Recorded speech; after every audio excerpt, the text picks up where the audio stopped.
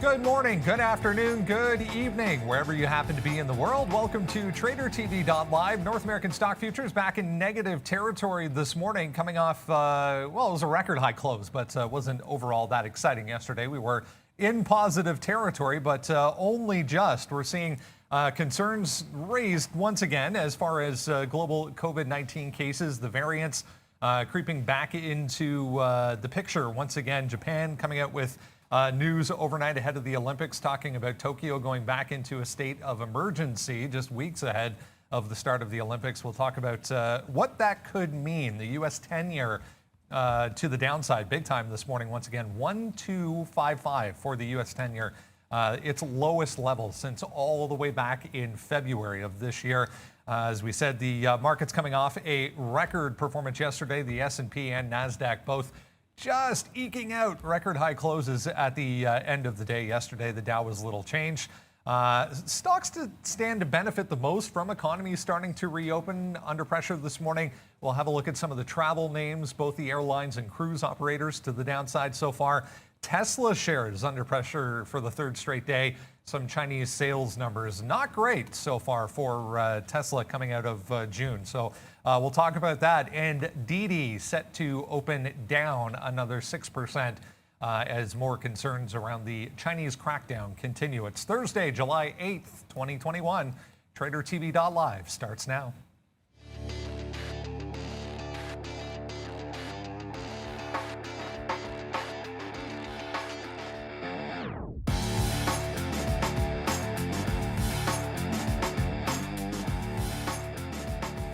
Here we go. Look at how things stand at this point. As we mentioned, pretty red start to the day as we see a 1.5% for the NASDAQ, 1.37 there for the Dow, S&P 1.3% to the downside.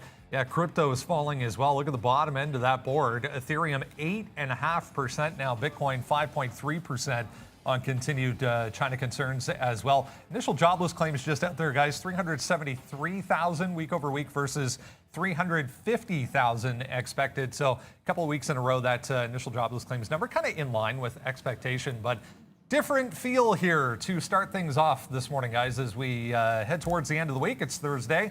Going to be an interesting day here. A lot more negativity creeping back in today. Yeah, absolutely. And yeah, definitely a different feel. I mean, the market's been riding high. So, at some point you're going to get, one of these 1%, at least for now, 1% type of down days. It is Thursday. It's interesting one. Mark Roberts, he used that R word yesterday, and yields continue to go lower. So you're seeing a lot of pressure being put on the overall market, but the banks are going to continue to be under pressure here. The meme stocks are going to be in play because you can see, short AMC now, because that actually broke that 40 level, which was a key one this morning. All the meme names are looking pretty weak. There's a new one to the upside, though, and that's going to be that Carver that we'll be trading. Yeah, a bit of a red day to start. I'm not sure we have any way to get positive because we don't have the green shirt from Ms. V. But at least I can smile because we have the England-Italy final. So if you guys, I'm sure we're both game on this, Sean. If you guys have anything that you think we should do for the final, I'm willing to, I don't know, we can do like a stamp of an Italian flag. Well, the thing is, I don't know. I mean, after, yeah, we'll do something. After yesterday, though, I'm pretty sure FIFA wants England to win, so we'll probably get a couple more BS calls. That was a legit. If you guys ever saw the game. That was a legit penalty. I swear it was. Yeah. Because Italians flop. Okay, guys. Yeah, it's gonna be a big day. We already took tons of cash. Not tons, but we already made 50 cents there on AMC. We literally shorted 40 on the break. I don't even have the sticky note out yet, but we're going to tweet that out soon. 39.50, 40 to 39.50 now. It comes right back. So it's one of the only names that we're holding on to right now. I'm a little nervous about AMD. That's on the sticky note as well. It's coming. I'm just working on it. Short through 87, which may come through. We did get a nice little bump here in the NASDAQ, so we'll wait to see where we're going from all this. But right now, big cap tech and everything down a little bit today. Alibaba's near that 200 right now. So Alibaba's looking to break through 200. So wow, down to 202. So we'll see if we can play off that. There's a lot of key levels coming up. So I'm going to tweet out the sticky note soon, but it's going to be a big day. Our watch list on tradertv.live loaded up today as well. Meme stocks, travel stocks, Big news out of Japan there, Brendan. Hopefully that's not overlooked. And then NEG as well, bouncing around that $50, $60 mark. That should be a fun one today after doing really well for me yesterday in the afternoon. Yeah, it's a shame to hear, but obviously safety first when it comes to the Olympics. They're talking about no fans now at any of the events for the Olympics, but they are still talking about going ahead with the Olympics. But yeah, state of emergency back in place over in Tokyo because of rising COVID cases. Before we go any further, though, let's get over to the desk and say good morning to Miss V. Hi guys, and happy trading day to everyone. I wish you luck and to stay in a positive territory. And guys, please don't forget to like this video and subscribe to our channel. Let's get it started, Brandon. Let's get it started, guys. Lots to talk about so far this morning. We have to maybe come up with a little bit of a plan here. We're coming off of 8 sessions where the market was higher or basically break even on the day. 7 of those record high closes, in fact, for a few of the major indices we've been talking about. But a little bit more negative feel, a little bit more negative action to start things off here in the pre-market. Just under an hour to go before we get the market open. We haven't really dealt with big time negativity to the downside for stocks in quite some time. So it's worth kind of revisiting a way to be a little bit defensive here with some plays today. No, I mean, certainly, and we look. You can talk about the weakness that's been in some places going into this, because you talk about travel, and they've already been making some of, not necessarily lows, but pullbacks certainly, and the same thing with the banks. But now you're talking about this extending to what might have been top-heavy names. I mean, NVIDIA is a good example. Actually, NVIDIA is one of the better examples that I would say. It's down like that 3%. This is going to be on our watch list as well. But you had the breakout from like a lethargic 500 to 550 level, which was just hanging out for some time. That's something that we talked about. And then of course you get the reverse split. And then you also, you get the split, and then you get that big time move breaking that 800. These types of things are going to be a little bit expected. This is a bit of a 2-day pullback, so you do have some tops that were broken in the last couple of days. What I would tend to look at least in terms of some of these like high flying names, is if you sustain this move today, let's just assume that happens, if that's what's going to be the case, look to see what actually shows up and has relative strength on a down day. Right, so if we end up, we're down like 1.5% on the NASDAQ, and about call it like 1.3% on the ES as well. But if that extends to like a 2.5-3% downside move, like do I see something here? Like if NVIDIA in a further move down the market actually ends up holding like this like 780, 790 level, doesn't really break any further down to like 3.5%. Or maybe even holds flat to this level, or if any stock that even trades up on a day like today, like that's a good way to sort of navigate if this starts to correct even further. Like what is going to be strong on those types of days? I'm not specifically saying NVIDIA is going to hold up, right here, right now, but that's kind of what you want to look for. I definitely know I'll be waiting around for some opportunities, especially as the banks continue to head to the downside. Not everything is worth bottom picking. I can tell you that much. There's definitely some negative headlines out there, especially with the Chinese risk, with companies like DTTW. It's a lot harder to go into those. So find things that you're comfortable with. Don't get married to one direction. You're not forced to trade. You have to be flexible. And as always, with some of these meme stocks, just be careful. This Carve, I know it's an $18, $19 stock, but that's going to move, much like NEG. It's going to move dollars, not pennies, at a time. So, watch out for these lower float names, especially the ones moving on squeezes and no news, because the extra volatility is starting to come back into the market. Yeah, look, I tweeted out that it's not time to buy yet anything, so we just got to keep on watching some of these names. Today is going to be a big flush. It's already happened in the last couple of days in some of these names, like a NEO today could even, right now we're 50 cents, well, we were 50 cents in the money on AMC again. The only position that we have on right now. 43.45 here, trying to hold that bottom of NEO. I like a flush down through this 43 level, so we'll see if that happens. Look at the last couple of days here. We were at 53 just last week, and now today we're back to 43. These are the levels that I was saying you may want to start picking up some NEO back at this 50 period moving average. Last time, obviously, we cracked it, and we kept on going downside. You do have a bottom of 31. I still don't think, even after today, probably not a great day to pick it up. But let's wait to see what happens here with the NASDAQ. We're down that 1.45%. There's going to be big names that are going to be on sale big time. Another one is AMD here that, continues to make moves downside. Oh, yeah, that's right. Its daily is off. So you can see here, what was that? Okay. 20. I don't know if that just happened on your guys' side of things. I don't think so. 87 change here on AMD, down another 3.5%. It's been a big mover for that. JP Morgan, as Neil was talking about, some banks as well. That's going to test 150 today. So it's not, you know, it's a little bit of blood in the streets. But the thing is that you have to make sure and certain that, you know, your portfolio is right for this. We talked about trying to raise some cash. We talked about getting out of some DraftKings at 53, now 46. We talked about getting out of some AMD. You saw me get out of some Palantirs. So I don't think it's time to buy anything back in right yet, but we're getting close to that point where if there are some value names that you like at these low sides, I think it might be worth picking some up. So let's get ready to rock and roll here, Brendan. It's going to be a fun day. Yeah, let's talk Tesla here a little bit before we go any further, guys. Story coming out of China overnight on Tesla as well. They're obviously going to be involved in this whole tech crackdown and operating within that company. But some sales numbers from China coming out for Tesla. This is for June that were down almost 6% on a year-over-year basis. So it was China's Passenger Car Association reporting 33,155 Chinese-made units sold in the month of June. That's down again almost 6%. So 2.5% here. We're looking at a third day to the downside here for Tesla, but decent levels coming into play here, guys. Yeah, I mean, it's given up that entire breakout from 635, couldn't get past 700. The problem here is, like, you do have some exposure to the, like we said, to the risk in China when it comes to regulatory crackdowns, because, you know, they're involved in autonomous driving, mapping. Those were some of the concerns that were listed when it came to Didi and the crackdown there on data. So, you know, that's going to have implications for Tesla going forward as well, in addition to that delivery number. And then you have the market coming back and rolling over here.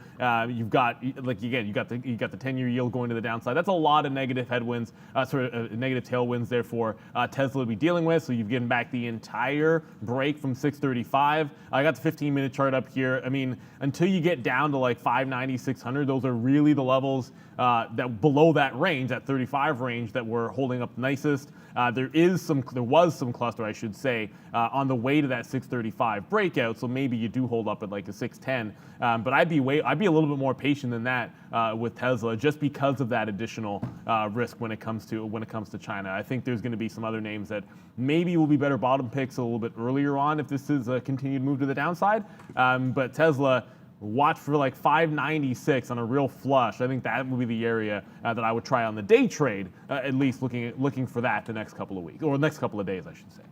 Yeah, I mean, we talked about it yesterday. I also want to go back over to NIO here. I mean, Tesla's very, very similar, but remember, NIO has that not possible, but July 9th is Power Day, which is 2 days, tomorrow. So we'll wait to see if we can get a little bit of a bump on NIO as well, down that 5.8%. Maybe they have something new to talk about as far as technology is concerned. So that's something that I'm going to be watching today. I like NIO a little bit better than Tesla, but that's just because I do trade NIO a lot more. So we'll be able to watch it through this 43 level. I think that's one that we want to make sure that we look at. If you look at here on a daily chart for NIO, we're at that 50 period mark. So right now we're at 43.40, and it's right here, guys. 43.50, that's basically 44. We'll crack through that. The exact number is 43.76. And then we're breaking down a little bit. So this top is 43.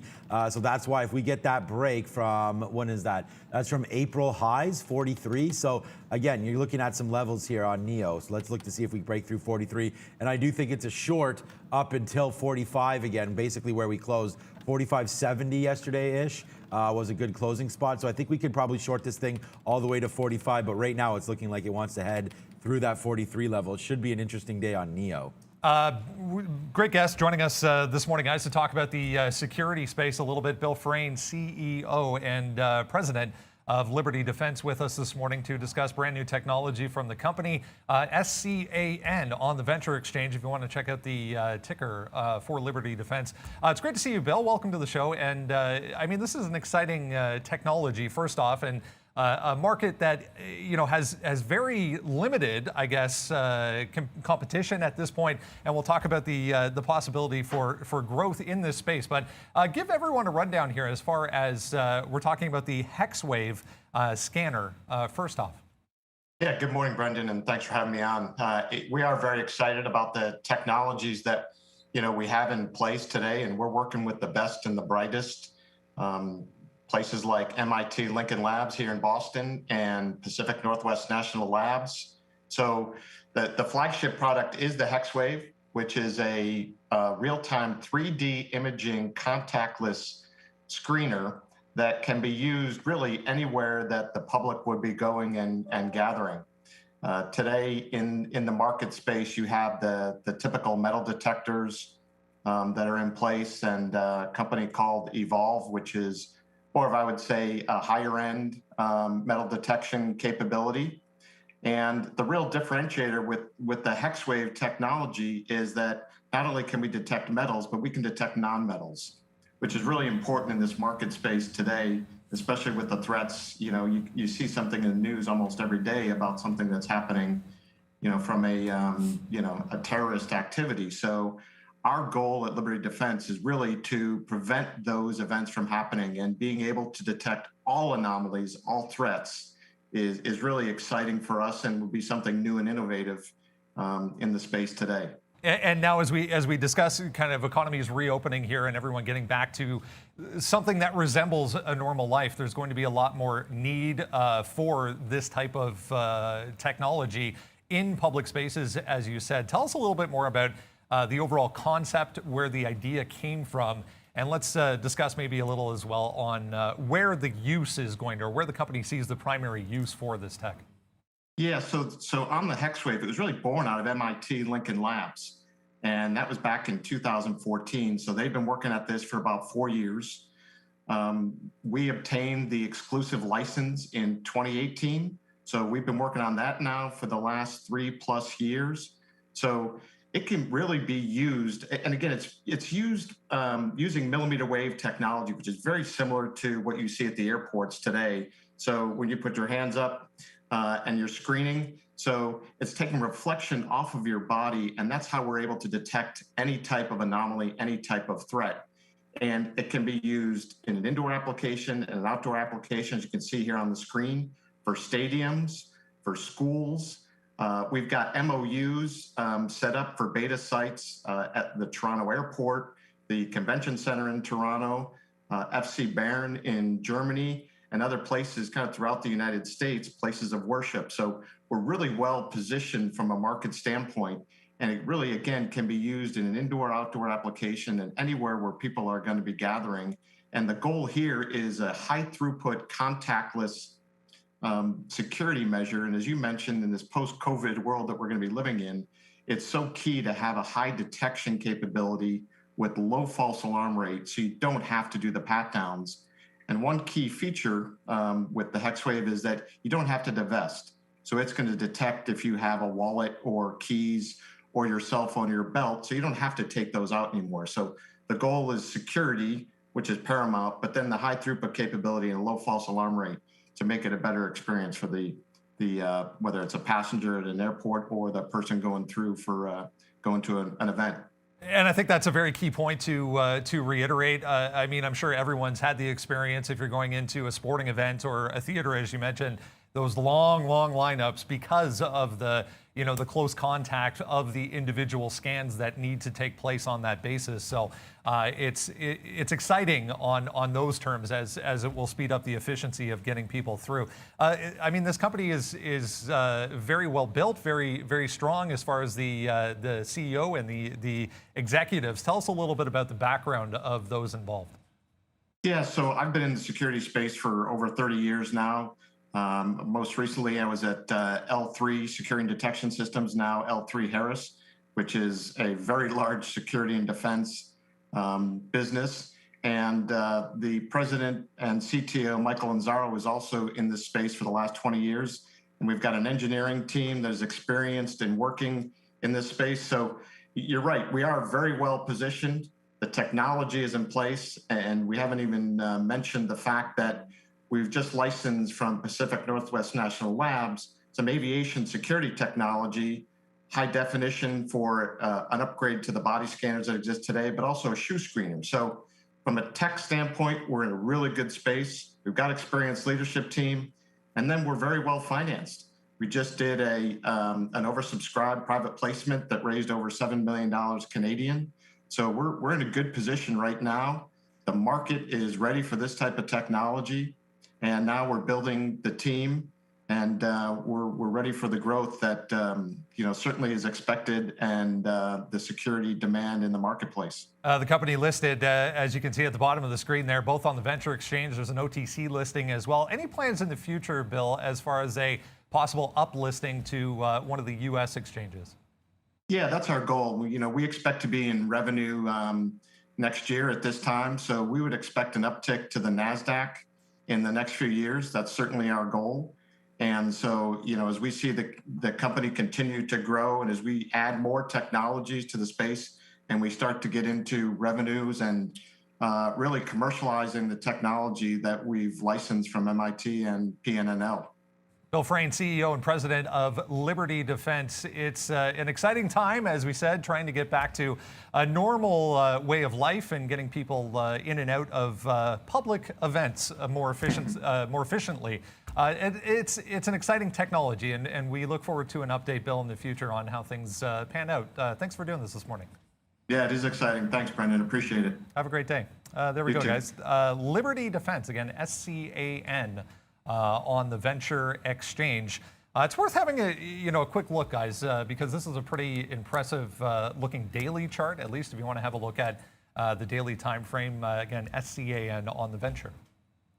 This is interesting. First of all, kudos on a good interview, and kudos for the stock ticker name. You get the scan. I love interesting and fun stock tickers. But yeah, you get this potential break, obviously, through that 76-cent high, probably likely on the way to like a dollar move. We talk about those quarters all the time from a setup. So anytime you look on a daily and see a floor of 50 and see a double top of like a 75, 76 area, that usually a lot of times can give you an interesting mode for breakout. Someone was asking on the chat, like, is it the same thing? I think the ticker was in the bottom. Yeah, it's all LDD. FF on the OTC markets as well. I just saw someone in the chat asking that. So that is the same ticker. It's on OTC, is in addition to trading here in the Toronto Venture. Yeah, it's always, it's always, that's why we have these interviews on, guys, so you can hopefully get in on the ground on some of these names, and they're new technologies, new ideas, an interesting space, right? So I think those are good opportunities, and that's why we bring them to you. We're turning down, it's not that we're turning down interviews, but we're trying to get good quality companies on for you guys, and that's just another one. Scan, like Neil said, great ticker name there too. Brendan? All right, let's get a look at a few upgrades and downgrades for today. Guys, interesting name, NVIDIA. We had some of the chip makers making huge moves over the past couple of weeks. They are lower to start this morning, but NVIDIA, worth noting here, Oppenheimer with an upgrade on that one. Carrier, another one making moves in the pre-market. You can see the downside.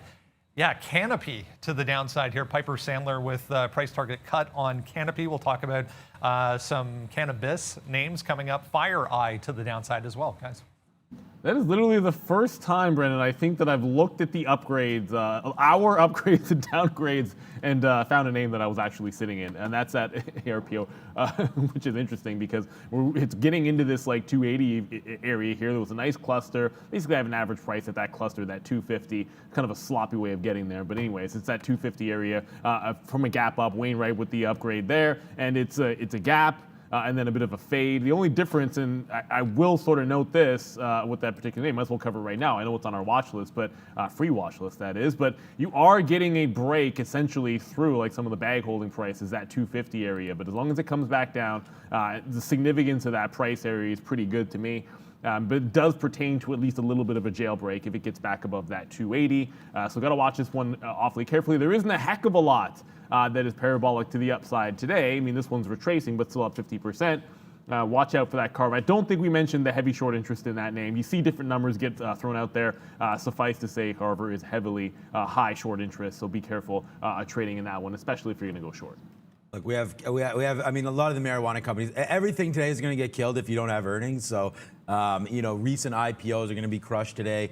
Everything, PaySafe, CGC, Palantir, like anything that's, I mean, Palantir is a different company than all these other ones, but you know, anything EV names. I mean, look at Fisker. We've talked about FSR recently, and oops, that's a New York Stock Exchange. That's been a good name. And then today you're back down to 15. Like, wasn't this just at 20? Like, not even that long ago, like a day ago. Yeah, like right here. So last week we were already at 2021. Now you're back down to 15. Like, how the mighty can just, you know, fall so fast. So I would just say watch out for a lot of these names, man. Fastly, QuantumScape. I mean, there's just so many. Even Beyond Meat, I think it needs to be picked up at some levels. You're down to 137 on that name today. A lot of these names, it's like, look, I've tweeted it out. There's a video I put out as well. There's going to be names that are going to get cracked today. I just think it's a wrong day to get in there and start to sell. I also think it's not the right day to buy. So, I mean, just watch out here for a lot of these names. Look at Beyond Meat, 160, now down to 137, approaching that 50 period and into this consolidation. I like it more, a little bit down here, 120. So there, you know, there are names to pick up. It's too bad. Like I raised some cash with Palantir, didn't get out of Donkey Kong, didn't get out of, well, I mean, I don't need to get out of Microsoft or any of the big ones. This is why I hold big names, guys, like to pick up. I actually wait for days like this. It's just we didn't raise enough cash during the best of times. So AMD is just another example here, and it's not going to work on the daily chart, but we were just talking about this at 95, 96. I'll have to clean that up, but there it is right there, 97 we were just at a couple days ago. Yeah, we have this bad wick there. It got times 10 on one of those prices, so I'll clean that up. But either way, man, a lot of these names coming to the downside. Just tread cautiously. You don't need to trade like a maniac on days like today, especially if you don't find any opportunities. So that's my advice, and stick with us. I've got a couple names on here, including CCL. We're going to go through our watch list. I think if you're prudent and specific today, you can make some money. Sean, you mentioned Beyond Meat there. There was a little headline this morning worth mentioning.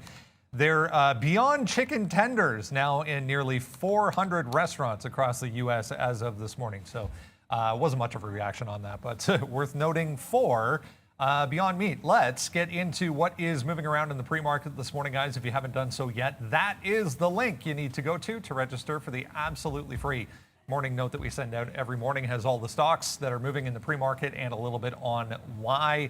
You then join us at 8:30 and we come up with a plan for when the market is opening. So let's discuss some of these travel stocks again. The COVID worries creeping up once again with these variants of concern. So all of the travel names to the downside today, hotels, cruise lines, airlines, all anywhere from kind of 3 to 4.5%, depending on what you look at, guys. Yeah, I mean, I'm probably going to be trading, likely going to be trading CCL because that's the flavor. That's the one we like. But we got to mention Southwest because Mark Roberts mentioned this one yesterday is getting some prices that look pretty interesting. And I'll just note it's already at that 50 level, like a previous resistance and breakout. And then if it gets any further, like another 10% from there, you get one of those awfully decent looking clusters. So, you know, as you get this extension further into the downside, if you like the airlines, it's hard not to agree with him on that particular chart. I do like Carnival for a bit better of a short there, just based on the price action. I mean, Southwest only does 59, like right now, less than 100,000 shares in the pre-market. So it's not always going to be the best day trading vehicle in the world, but this is a big level at that 50. If that cracks, it looks pretty saucy as an interesting buy down in those mid 40s, if not even bouncing off of that 50 if you wanted to start something here. But, you know, you kind of wait for that panic to come in. I don't know if we're at the panic point just yet. We could see what happens off the open. Yeah, we have it here on our sticky note, CCL. So it broke out to the downside. This is just my note. Broke out from the downside 24 this morning. Short pops or take this 22.75. That's going to happen early. So it's going to happen right now, taking this 22.75. So we will take a small bit. Look at this, guys. I mean, it's just broke multi-day levels here of support. So $24, it's bounced off there a couple times. And then now today you're all the way down here, giving us no love at that 24 level. So now we have to look for a little bit lower sides here. And I just think that, look, I mean, new variants or not, I'm not sure that travel is going to be as robust this summer, even this fall, maybe this winter, as a lot of these companies are predicting and what the price action in their stock, I believe, predicted. So look, CCL has a long way to go to get back to where it was. I mean, even at 30, it still has more to go. But the point is that right now this has been a very, very rough month for them or so, even a little bit less than a month, where we've gone from 32 down to 22. So that's chopped a third down. And right now I still think there's more to go down into 19, 20. Down here somewhere makes sense to me. But again, we're well off the 50 period and we've broke below this 24. So I think that that's another level of concern for me. So that's why we're going to look short and we're going to build this short into CCL. There's tons of names, man. You could pick your poison. Just for me, this is the best chart. I know Mark recommended LUV, but it's still not a buy anywhere on any of these names. I still hold Boeing and a lot of these stocks, but I'm not buying anything today. We've talked about that. I'll trade price action, but for right now, I think we got to look short on a lot of these names. All right, speaking of price action, worth having a look at the overall market. Arun is in the building this morning, not remote, which is great. Down 1.3, pushing to 1.4 here. Arun, what are your thoughts? You know, July has typically been a slow month, and we're starting off this July fairly active, which is surprising to me because a lot of people tend to take vacations. I guess, with coronavirus being almost done, but not fully out there just yet. A lot of people are not really willing to travel a whole lot, so a lot of trading happening. So this move right here from 43.50, as we were closing yesterday, I was noticing there was a decent amount of selling above 50. And I was wondering what was going to happen tomorrow. Well, it turns out the market fell off right through 4,300. This kind of opens up the market a little bit for trading. 43.55 is the level I had yesterday that I was working with towards the end of the day. And then 43.15 was a midpoint level and 4,300 was the bottom end level. Now we took out the 15 and the 4,300, so which tells me now I can use that 10 to 15 area as potential resistance if we can get back in there. 43.30 would be my stop, and of course 43.55 is above us. So the first level I'm looking, or the area I'm looking for potential selling, 10s through 15s, hoping to get a short in there with maybe a 20-point risk or so with 43.30 as a stop. If we break back to the downside, now we bounced right through 42.80. I was actually at my desk, and when we went through 80 and we snapped right back, and given that we've already failed here twice in the same area, it tells me that there's enough buying here that we're not going to just break right through. We're going to want to see what's below 80 before, if you decide to take a short for new lows, I'd be patient, because this, going back to, I want to say a few days here, you do see some activity. This is a 60-minute chart, by the way. You do see some activity around that 80 mark. I'm not going to mark that off as a level, but I would use that to make me hesitate before I take a short. So I'm looking for a bounce into the 10s. Stop would be 30. If we break to the downside, I want to see how much selling we're going to get before I decide to go ahead and join in on the short side. Obviously, the bias is to the sell side, but on a market like this, sometimes what you get is just a straight snap back after the market opens, right? So I wait for the open, and you'll see the bias come in if it's going to be a buyback after the open or if it's going to be a continued sell after the open. But you have the levels to the upside. I'm not going to give any levels to the downside, because if we decide to go and we decide to open up, we can really get going. So I'm just going to leave it open to the downside and just trade the price action if we keep on going to the sell side. And if we bounce, hey, maybe look for some shorts. And of course, 43.55 is the top. If you take that, I think longs are back in play towards 4,400.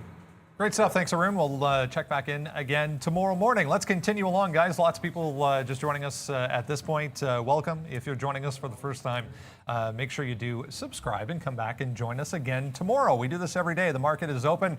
Tesla, guys, back on watch. We talked about it briefly, but worth revisiting as far as what to do with Tesla today. We mentioned 3 days in a row to the downside here.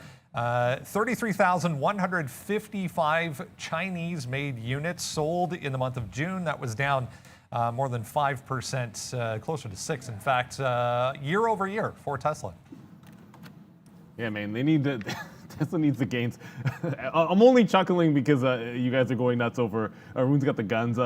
Oddly enough, we had a challenge one time on the trading floor. There was a trader who thought he could he could actually tear a phone book, and I kind of get the feeling that Arun could literally do it. The trader failed, but he had the most valiant effort I've ever seen. Tesla, we talked a little bit about this, and like I don't know if it's going to be next week or what day it'll be, but I think you really have to wait for like a 590, 600 area. And now that we've retaken that 635, and if that was the previous breakout price, then on any kind of pop up, I look at yesterday's lows, 638, 635 to 638, and that would be sort of that target zone on a pop where I think I'd be looking to fade. So, you know, it's not like I love Tesla, I own Tesla, but like I said, there's some risk when it comes to China regulation, in addition to those numbers that just came out disappointing, in addition to us rejecting that 700 level. So, you know, your market also heading to the downside today. I got to look at that and say if we creep back up into this, 635 to 638 area, that would be a bit of a go zone for a short entry. I'm not looking breakdown trade. I mean, I'm sitting in 3 shorts right now. Adding a breakdown in Tesla, I think I'd like to have something in the travel space as well. So at the open, I don't think I'll be in a Tesla trade, but if it does pop to the upside, I think there's going to be a fade there. Yeah, I still like Tesla. I mean, we are worried, obviously, the Chinese rhetoric continues with Tesla, so we'll have to wait to see for a good level to buy through here. But we're at that 50-period moving average. That's not a good sign. We'll see. I'm long Tesla at embarrassingly low prices from here. So, we still have to wait. I don't mind averaging in, but I do want to wait until we retest back down here, 560, 570. I'm not loving some major tech names right now. I think that we're at all-time highs on NASDAQ. And these kind of moves, I mean, I tweeted out that video that I put on here as well. And the thing is like, these days are going to happen, man. Like when you have the NQs, at these crazy levels, let's just look at the Qs. I mean, Arun just did the futures, but like this is a daily chart here, okay, for the NASDAQ 100 based on triple Qs, which we can all trade. Some of you don't have the opportunity to trade the futures, but if you want to trade a stock, that is the NASDAQ 100, it's the triple Q, so QQQ. And I mean, this is just like, is this even a blip? Like we are going to come back down. So right now, if we look at the Qs, the current price of the triple Qs is, we'll just call it up on here, I guess, if we want it. We'll see 355. So, even looking here, like 355s, like we're right back to like right here, like just 3 days ago is where we are. So this is not the end of the world, but at the same time, there are going to be names like a Tesla, like a Microsoft, like Apple, some of these other beatdown names. If you want to take a stab at Palantir, some of these Neo, things like that, you're going to find some good value. But if you think this is the drop, I mean, we can easily come back down to the 50-period moving average, which is right here, 340, right? And as you can see here, some of the drops have happened. So you break down the 50-period, break it a little bit here, break it there, break it there. So there's no reason to think we can't trade down to 330 here on the Qs, which would be, again, roughly 10% lower from, less than that, but 5-6% lower than that right now. We could go down on some of these names. We could even come to the 200 period at 314 as well. So,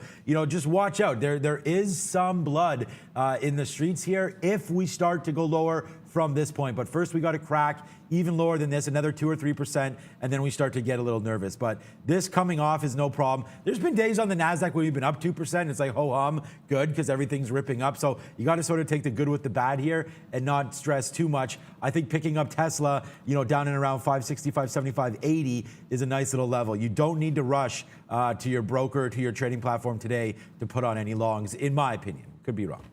Digital brands, guys. DBGI, just popping up here. This is one that's been a crazy mover over the past week or so. Going back to last week, we talked about this a couple of times.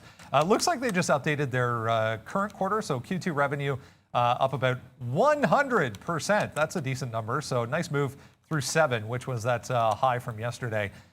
For DBGI, if anyone's watching that one. Speaking of Chinese stocks, Sean, you mentioned the Chinese angle here. Let's talk about some of the big ones to the downside again today. I mean, take your pick.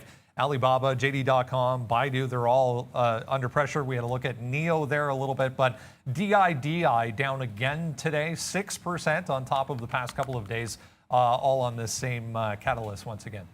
Look, I mean, it's been on my watch list for the last 5 days, or however it's been IPO'd for.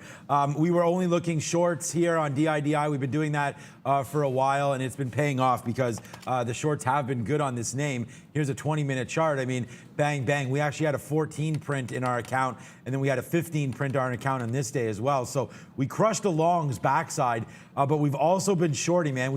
You guys remember this. This day, we called only short. And I mean, I can find it where we're here. I mean, these are just some of our old sticky notes. You can see it's right. It doesn't matter. Anyways, we talked about shorting 13, shorting 12s, shorting 11s all day yesterday, and then today it's at 11, $11. So we'll watch DD. I don't see there's going to be anything other than to go short on these names. You still have to wait for some of that rhetoric to come off. We've talked about that with China. They're purposely cracking down. So what they're doing, it's obvious. There's absolutely nothing wrong with DD. There's absolutely nothing wrong. It's just what happens is they IPO, they get all the US money, and then the Chinese government says, okay, now we're going to crack down on you guys to squeeze everybody. Then either they're getting long now at some of these prices, or they're going to squeeze this thing even lower. So, I mean, right now you're sort of at the mercy of the government. They can slap another lawsuit, another investigation on some of these companies, right? So there's absolutely no end in sight for what's about to happen to some of these Chinese names. I'm holding strong on Alibaba. I'm not averaging in, and there's no way in hell I'm buying DD. Yeah, it's kind of impossible to pick where this risk ends for some of these names here, and we can go into whether or not they should have gone through with the IPO. I mean, there's a lot of people that would say it's a little bit questionable, but hey, the risks were in their prospectus if you read far enough, deep enough into it. Whether or not they said enough about it, I don't know. I think if this thing, you always wait for something like this to maybe break back up. So like the day it can actually retake like a 12 level, which was kind of what I was looking for off the open yesterday, it just never really formed. There's no bottom in sight. You flush it down through 11 today, and I actually think there might be better short opportunities today than DD, but that 11 even is definitely going to stand out. And then when it comes to sort of across the board, we talked. I think you talked a little bit about NIO there, Sean. Oh, come on, load up for me. There we go. When you talk about NIO there, oh, give me a break. I'm sort of looking at any strength. It's similar to what like a Tesla would be, and that's going to be. We go to the daily chart.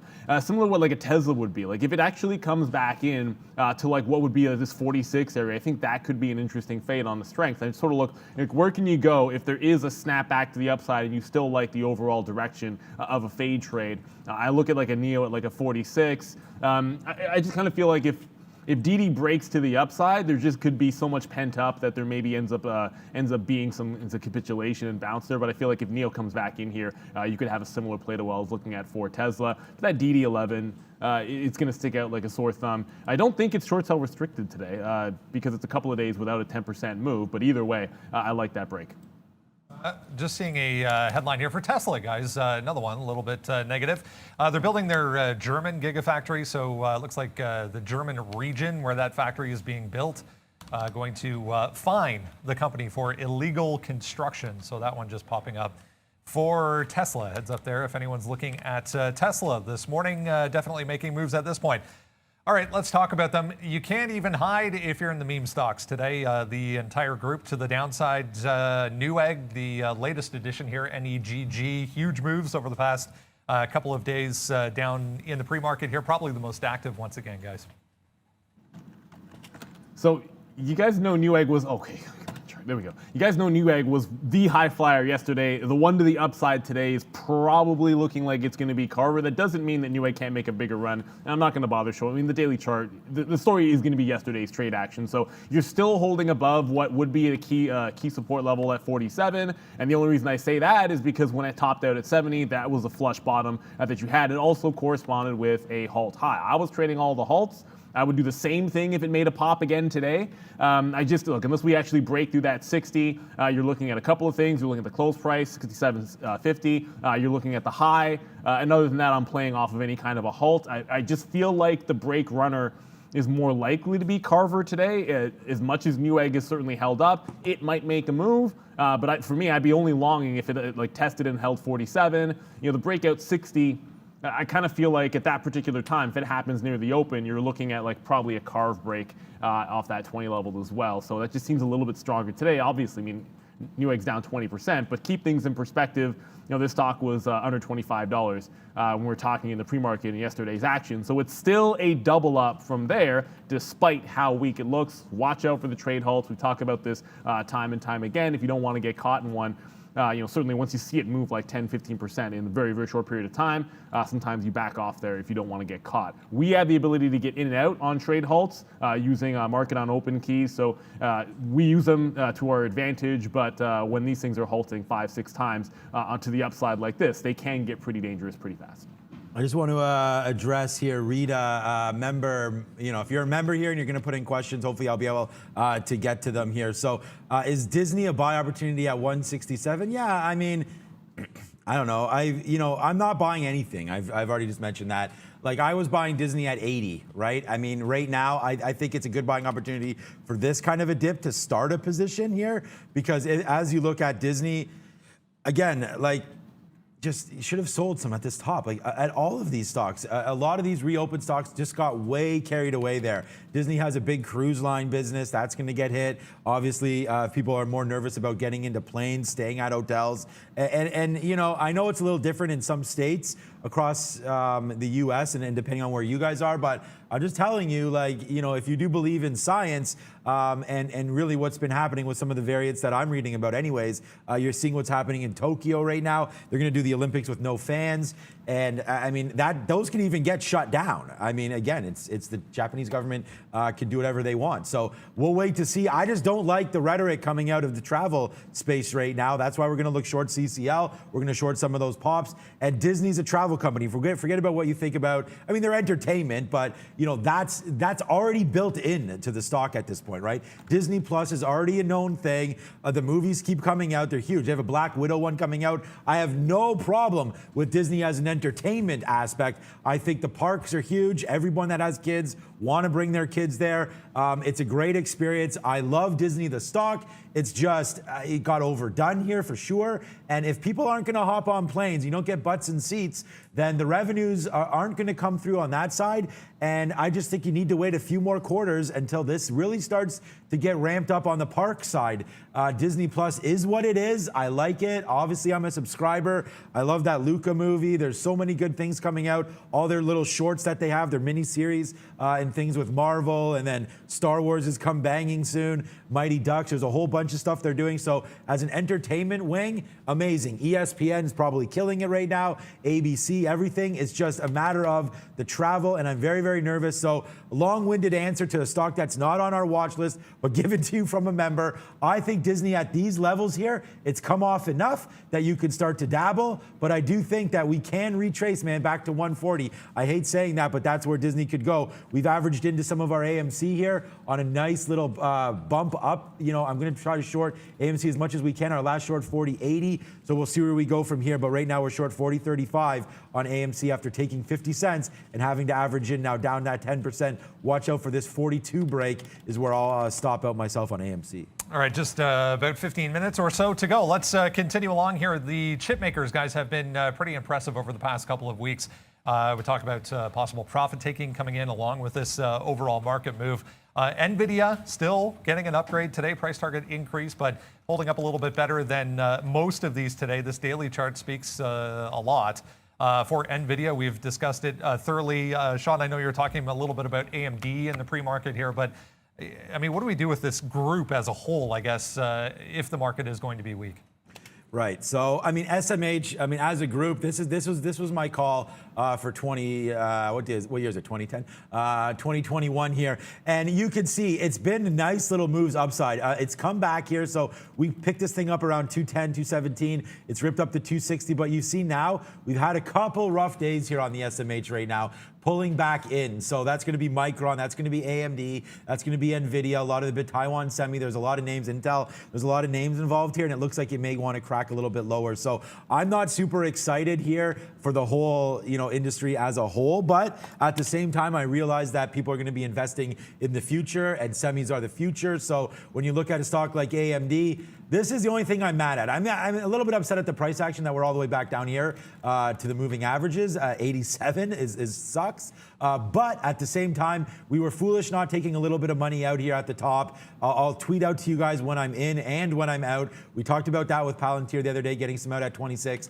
But right now, guys, that was a mistake. So I think you got to hold it now. I don't think there's any point in selling any of these names. So for a longer term play, it's a hold. And then for a day trade, I do like a little bit of a breakout if we can break through these bottoms of the day here, 87. If we break down below 87, let's see if the NASDAQ wants to carry the day. If the NASDAQ does continue to go down, especially if we retest these lows, man, you're going to see AMD like at 85 today. So you're going to have to watch out for an 87 break. I like the break upside, but again, I don't know if I can trust an upside break today. So I'm looking short on a lot of these names. I think you see an 85 print come through on AMD, but again, it's going to be the NASDAQ. If the NASDAQ can hold out, then, you know, like, look, I mean, it's just Did we bottom? That's the question. Was this little break here of, it's this bottom here, 14,570. Is that, is this little flush right there, is that the bottom? And if so, then we have levels to break to the upside. And then all of a sudden you're starting to look at AMD breaking some upside levels as well. So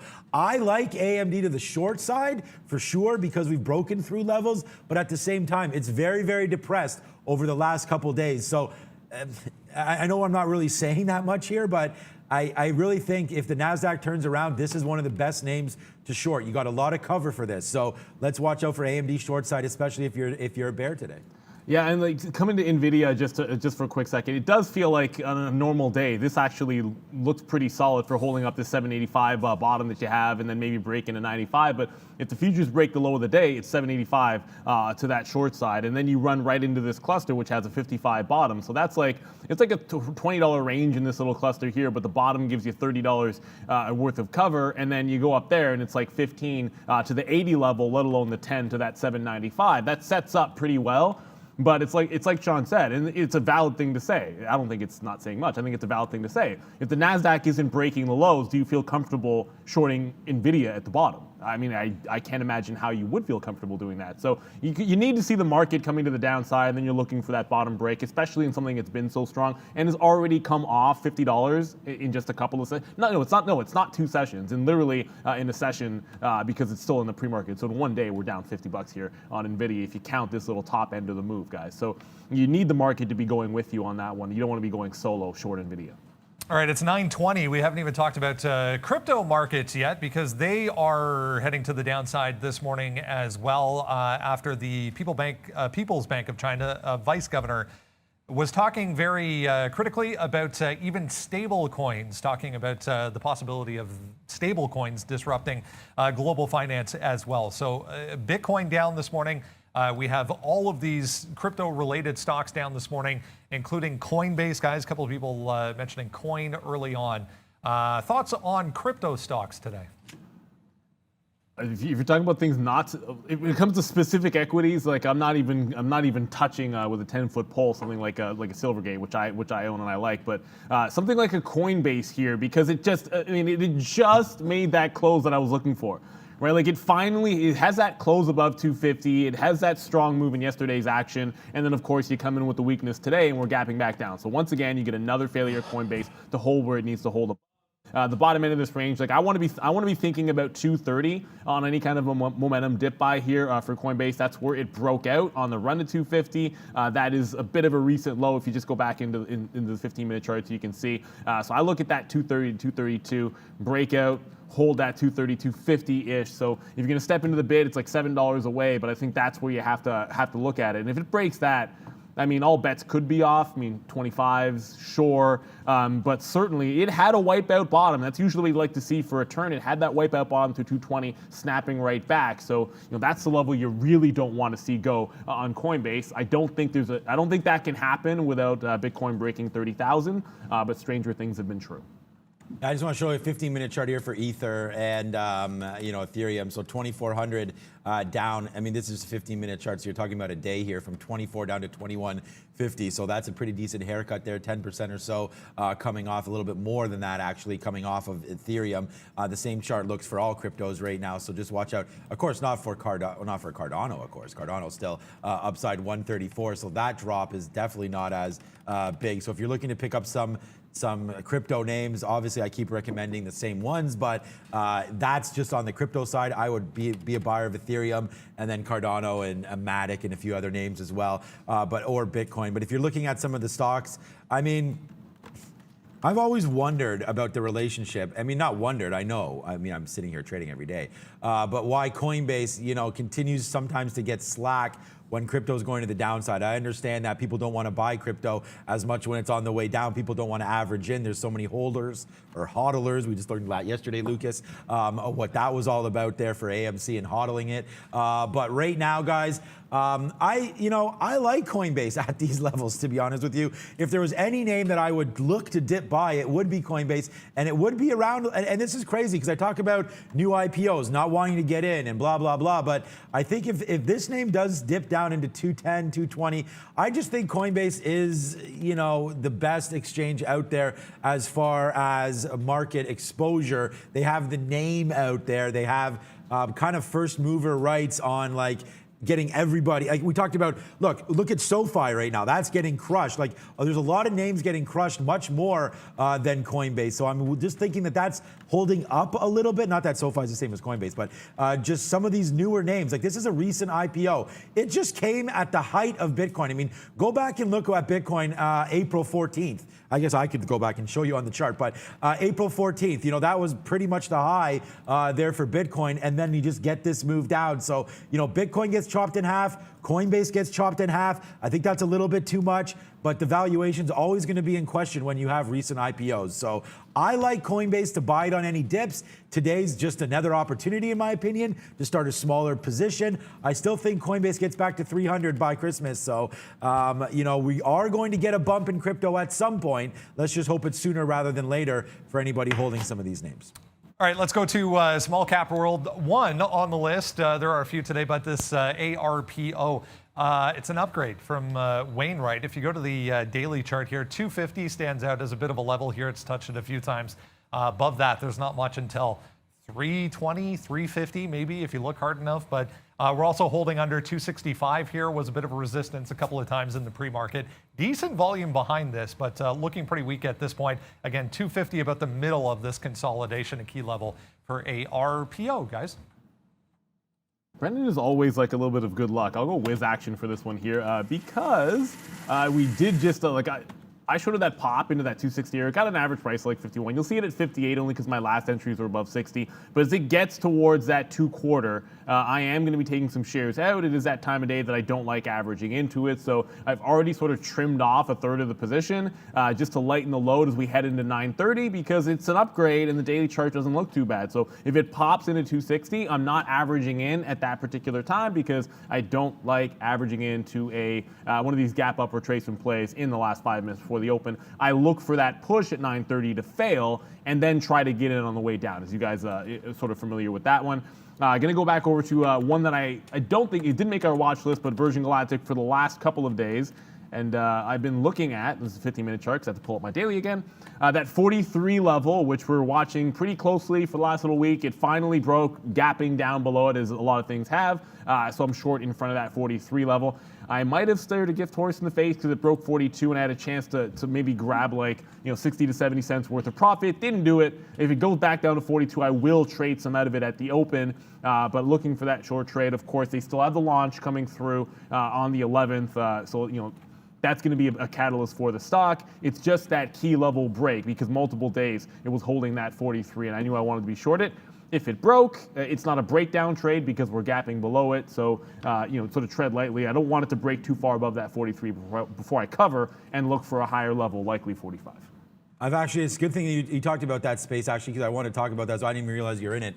I added space here to the sticky note, and I love the long through 43. So let's just wait for that. There's an upside break. I mean, just the levels that Neil talked about there. So space already ready to go, locked and loaded there for a 43 break long. We still are looking for some CCL shorts.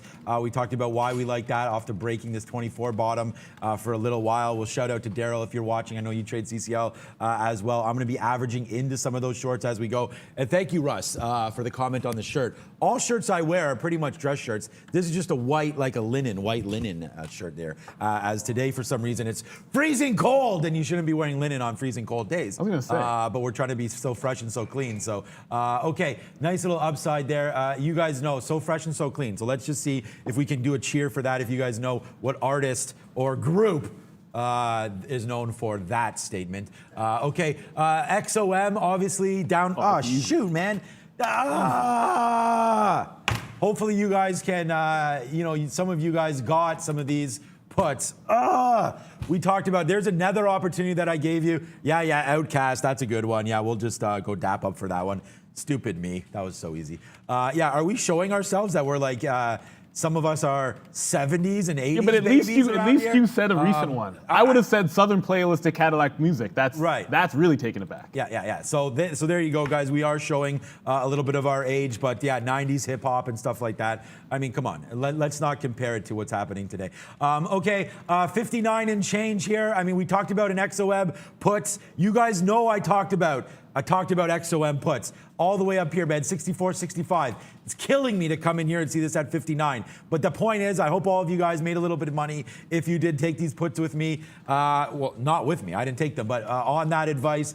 Damn it, XOM. I knew that was way too high up there. That was a good shorting opportunity with oil today, only down that 0.5. We are averaged in now to AMC a little bit. We talked about taking some shares there, taking some shares near that 41 mark. Now I come back down to 40.50. Let's see if we can get another break back down below 39 and change. NEO, CCL, Baba. Baba's another one. Oh, let's check the imbalance locator. We haven't done that yet. What up, Shakib? I see you there. DD on his sell, EDU, NEO there on his sell as well. We're looking for NEO to break back down through 43. Make sure I have that order locked and loaded, which I do not. GE, Bank of America, there's CCL. Man, this is going to be a spicy open. Let's go. And 30 seconds and Carve, just so you guys know, it's pulled back a little bit here. Has a 20 top and a higher low at like 1950 that it just put in. Watch out for this breakout price. I mean, pre-market levels here, breaking 1650. If it holds this 1650 off the open, like that fake flush down, this is exactly what did not work yesterday. And DTST, of course, today I can say it right, did not work there. But if it fails off of this level, breaks back up and retakes like that 18, could be that dip buy. This time we are dropping the countdown. My cough button is next to, that's the reason why we got the countdown. I hit the wrong thing for you guys there. But watch out. Here we go. 3, 2, and 1. Miss V is on the bell. Let's get it started. My stops aren't working. By the way, what did we just say about space there, guys? Space is at $44. So we missed that. I mean, we missed that bid through 43 because it breaks there so fast. But damn it, that was the one we wanted. Hopefully it comes back in and fills us up just a little bit there. We did short CCL there on these pops. So let's see where we go from now on CCL. We are short 23.28 now, guys, CCL. And here comes that Carve, guys. My stop didn't even work at 43, so I'm going to put that at 44. Got to make sure we take that one off. That's where I wanted to get at. It's Virgin Galactic. So if it breaks at 44, going to cover. I averaged into AMC as well. Carve is not making any move down, so watch for the break to the upside above that 18 level. That one could really start to get going above that price. Okay, so AMD, Carve, NEO. Yeah, I'm so pissed off about that CCL or that space. Just why couldn't that just open in the market there? We would have been fine. We're watching NEO's not open yet, but it is heading to the north side. Look at the NASDAQ, guys. This is the play that we're talking about. It is starting to head northbound here. So maybe we're wrong on what we think for this market. Maybe that was just a capitulated bottom there that we talked about at 14,500 on the NSDQ. So here we go. We're about to get stopped out on AMC as it's ripping to 42. That's a good level for us to get out. So we'll watch to get out on AMC now as we break above 42. That's a little bit of a danger spot here for that name, guys.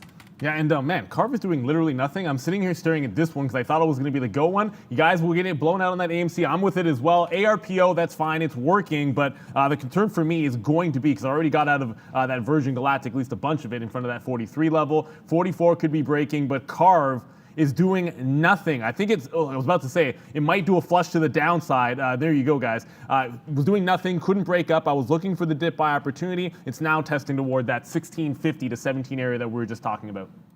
All right, AMC, CCL, we still got those shorts on board. We're watching NEG just went down through 50. That would have been a good short there, but we didn't have it on. It's just the spread right now is pretty nuts on this name. So a short through 50 that we do like. We've talked about why we like that a little bit on our sticky note, and there it goes. Well, no, I mean, it's going to be bouncing around. So this is definitely a dangerous name. PLTR looks like it's trying to bounce back a little bit here as well. So let's check out PLTR, Palantir. Again, come on, charts, like honestly. Oh my God, like this has just been a frustrating day from the jump now. Palantir 2188 bottom, a nice little move back upside. Okay, here comes the NASDAQ cracking to the downside. So this may be a good opportunity to short some of these names that are high flyers right now. But Palantir sticking up. Look at Palantir stay up. Look at Palantir stay up here in NASDAQ weakness. We talked about that yesterday. That's the relationship that we like. I'm gonna go long Palantir, guys. Yeah, and I got that CCL in a bit of a pop there. I liked it a little bit better than LUV, and we talked about that in Southwest. Turn it through in 23.50 exactly. I just scalped 15 cents out of this one. The rest will look at that 23 to 23.20 area. It does feel like that was one of those like capitulation and then jailbreak type of ideas there. I can tell you, AMC guys, it did not break 42 somehow. Just turned off 42. That's my lucky number. But the way that this market is played out, I think it would be insane not to take at least a little bit off. That is that rollover on that 9:30 push into that high of day at 42. So you always have to watch out for that. This might halt downside. What might? No, no, it won't. No. What, For a second there, the bid looked like it was about to flush through 40. I'm like, if 40 breaks on this move, I mean, there was not much of a bid down there, but anyways, well, I we're just popped right in the back money up. right now on AMC. So yeah. Anyways, that's why I was like, okay, is this going to halt? Because I don't mind holding a little bit, but we'll cash out some more. Look at our average price, man. This is a big monster for us today, man. Big one, to say the least, here on AMC. So I know you guys know that. As we've kept on averaging in, it's on the sticky note. These are big time trades, man. Average. You take the most of the shares up here, bang. That does not break that 42. We talked about it, looking at 42 and does not break. So that's a good hold for us. Let's go, B.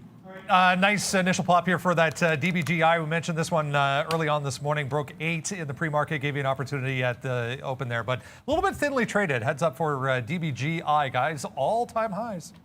All-time highs there. Oh, I looked a gift horse in the mouth. That's what we talk about. I mean, there was this level right here off the open, 40.50 on AMC.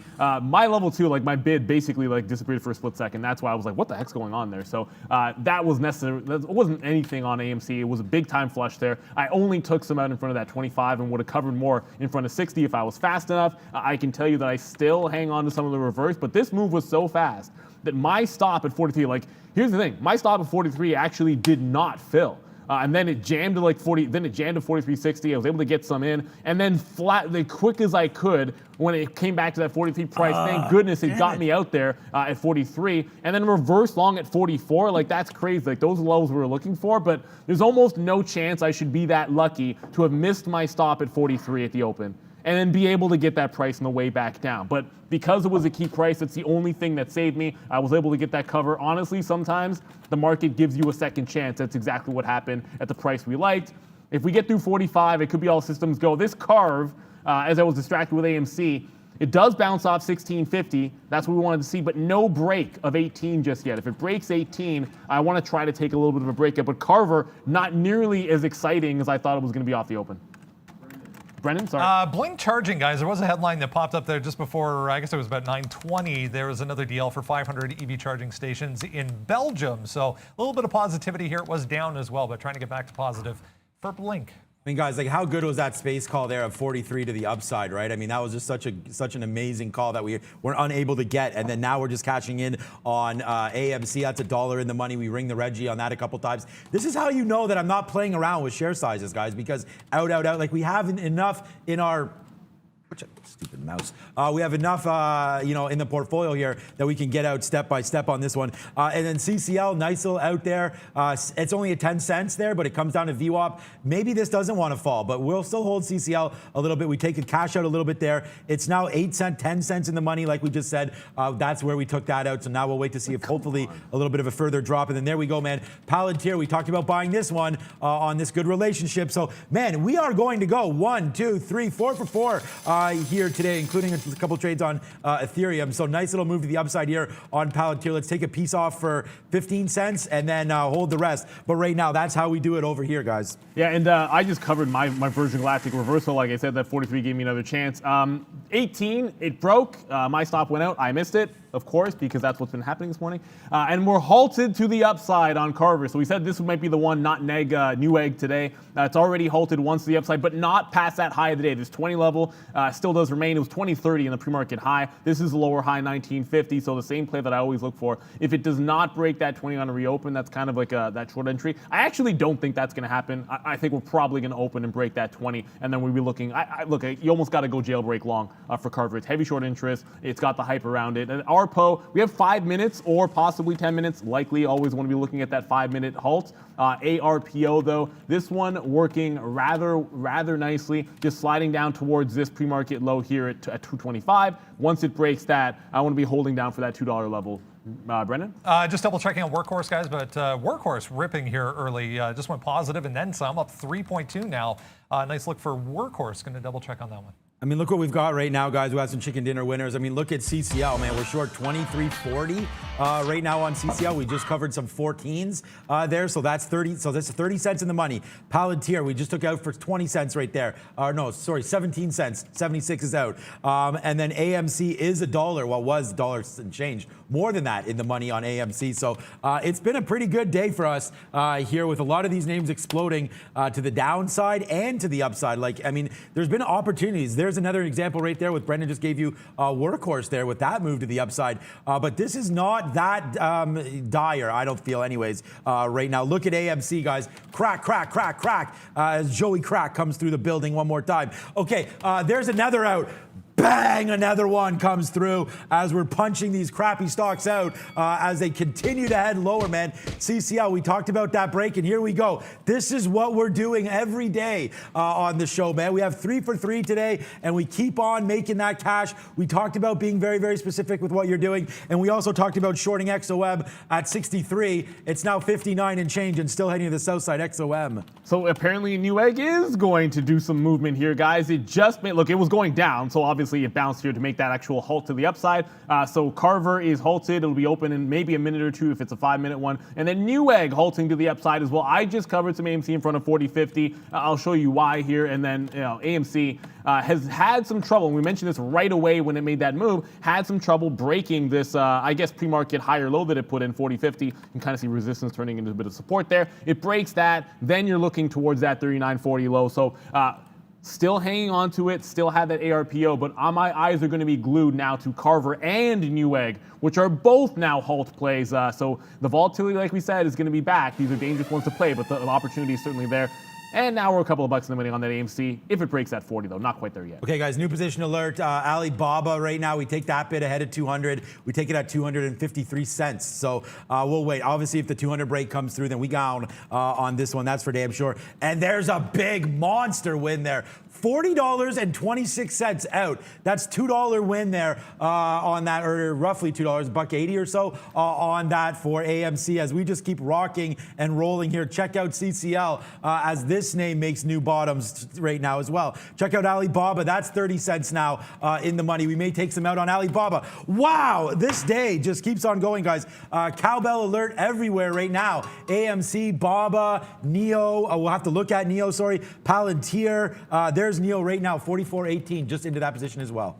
Yeah, Neo making moves, and we're going to go to Brendan. We'll come right back. Looks like we're going to get that open in about a minute on Carver. Brendo? Yeah, another one of those Chinese names, guys, if you like the little ones. DOYU back to the upside. That entire group getting a bit of a bounce, it would appear, early on, guys. You know what else would appear early on? Carnival going to the downside and raining down some cash as we go bang, bang, bang, bang, bang. We will take another shot here maybe at 22.75. You know what? We don't even need to do that. Well, you know, we can. We'll take another shot there if it does break through 20. Nah, we won't. We already have this on, so I'm going to take that off. But we already do have this on, so we'll see if we can hold this as long as we can. Alibaba, man, we put an offer at 90 and missed it, so now we'll wait to see. It looks like it's going to come to the downside right now. Alibaba missed an opportunity to get out of that one for sure, guys. Yeah, here comes 40 break happening on AMC. That low now is though 33 I see. I think I said 39.50. I'll correct that. 39.33. Watch out, Tesla just broke back above 635. Didn't see that one coming, but now that we're breaking back to the upside, I want to see if we can hold VWAP on any dip. I'm glued to Carver, of course, because it's opening up, I think, any second now. Coinbase headed down to 235. I'm looking dip buy at that 233 level. I got my bid out there. Sorry, it's 232, but I want to buy in front, at 233. Okay, and I'm just going to get some out here at 74. I mean, this is a $2 winner right now. Cash money here on AMC. Bang, bang, bang, bang, bang. Like yesterday, we were all longs. Today, we're all shorts here on AMC. So look at this just come through. This is a monster winner for me. My number one stock by far here today. Check out Neo now as well. I mean, do we ring the Reggie on this one? Beautiful short there, 44. Back to 43.80. I think this is probably worth ringing right now to get some out on this name. So we'll see if that happens. as Alibaba. We missed the opportunity there, so we will take a 50-cent hit. This is not a big trade for me on Alibaba for sure. A small amount of shares, that's why we didn't take it out, but we should have. So we'll hold another small piece here to see if Alibaba can't retrace a little bit to the backside. But right now, I'm debating this NEO trade. We should have took that out when we were talking about it at 44, 43.80. Let's put a bid down there again. And I'll tell you right now, Carver broke that 20. I couldn't get it. It halted to the upside again at 22. Newegg opened back up, and a different story here. It tried to hold its hull price. I mean, kidding me? It just ran away from my offer again. I'll shoot it no farther than this. Tried to hold that hull price. Now it's coming back to the downside, but Carver halted up one more time. AMC is now $2.50 in the money. It's at $39. That 40 break, obviously a key one. Was that Brendan? Oh, sorry, Valeria.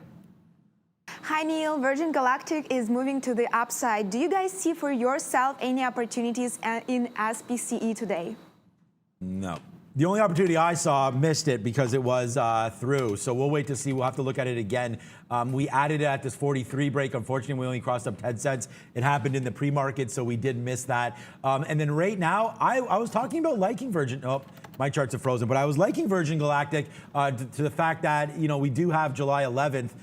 Is that launch there for Richard Branson going up in space. So that will work out for them for sure. I mean, and then you'll have some positive feels on him coming back down. So I do like that play, but you got to find a better spot to get in than some of these highs, especially on such a negative day right now. The market just made a move up. So I'm thinking Virgin Galactic probably on the way back down from these levels, guys. Yeah, I didn't hold a reversal, which is kind of crazy. I mean, 45, whatever. I was going to get out at 45 no matter what. It was blind luck, I think, to get that 43. If I got it the first time, it's fine. But the second time through, when it comes back down, that's a bit blind luck, and that's the only thing that saved me there on Virgin Galactic, because you guys can obviously see. There was a question about ARPO. When I'm looking at one of these, on a day like today, where Newegg and Carve are going absolutely nuts, I missed that roll on Newegg. I'm kicking myself the rollover. I'm probably not going to be paying too much enough attention to the retest at 260 here on ARPO. And we waited for that move. It holds that 265, 270 area and then rolls back over, but it is not testing towards the low. I have about half out right now. I would look to see if we can hold this. It looks like a re-entry to the short. Maybe cover some of that 225 and look for that $2 range. Brendan? GBS on the NASDAQ here just popping up 50%, 52% to the upside. They picked up a small $4.7 million Australian federal government contract on the science side of things. So heads up for GBS, guys. So we cashed in already there on NEO, so that's out. So that's just another one for us. Hit the siren for another winner. Everything's smooth sailing.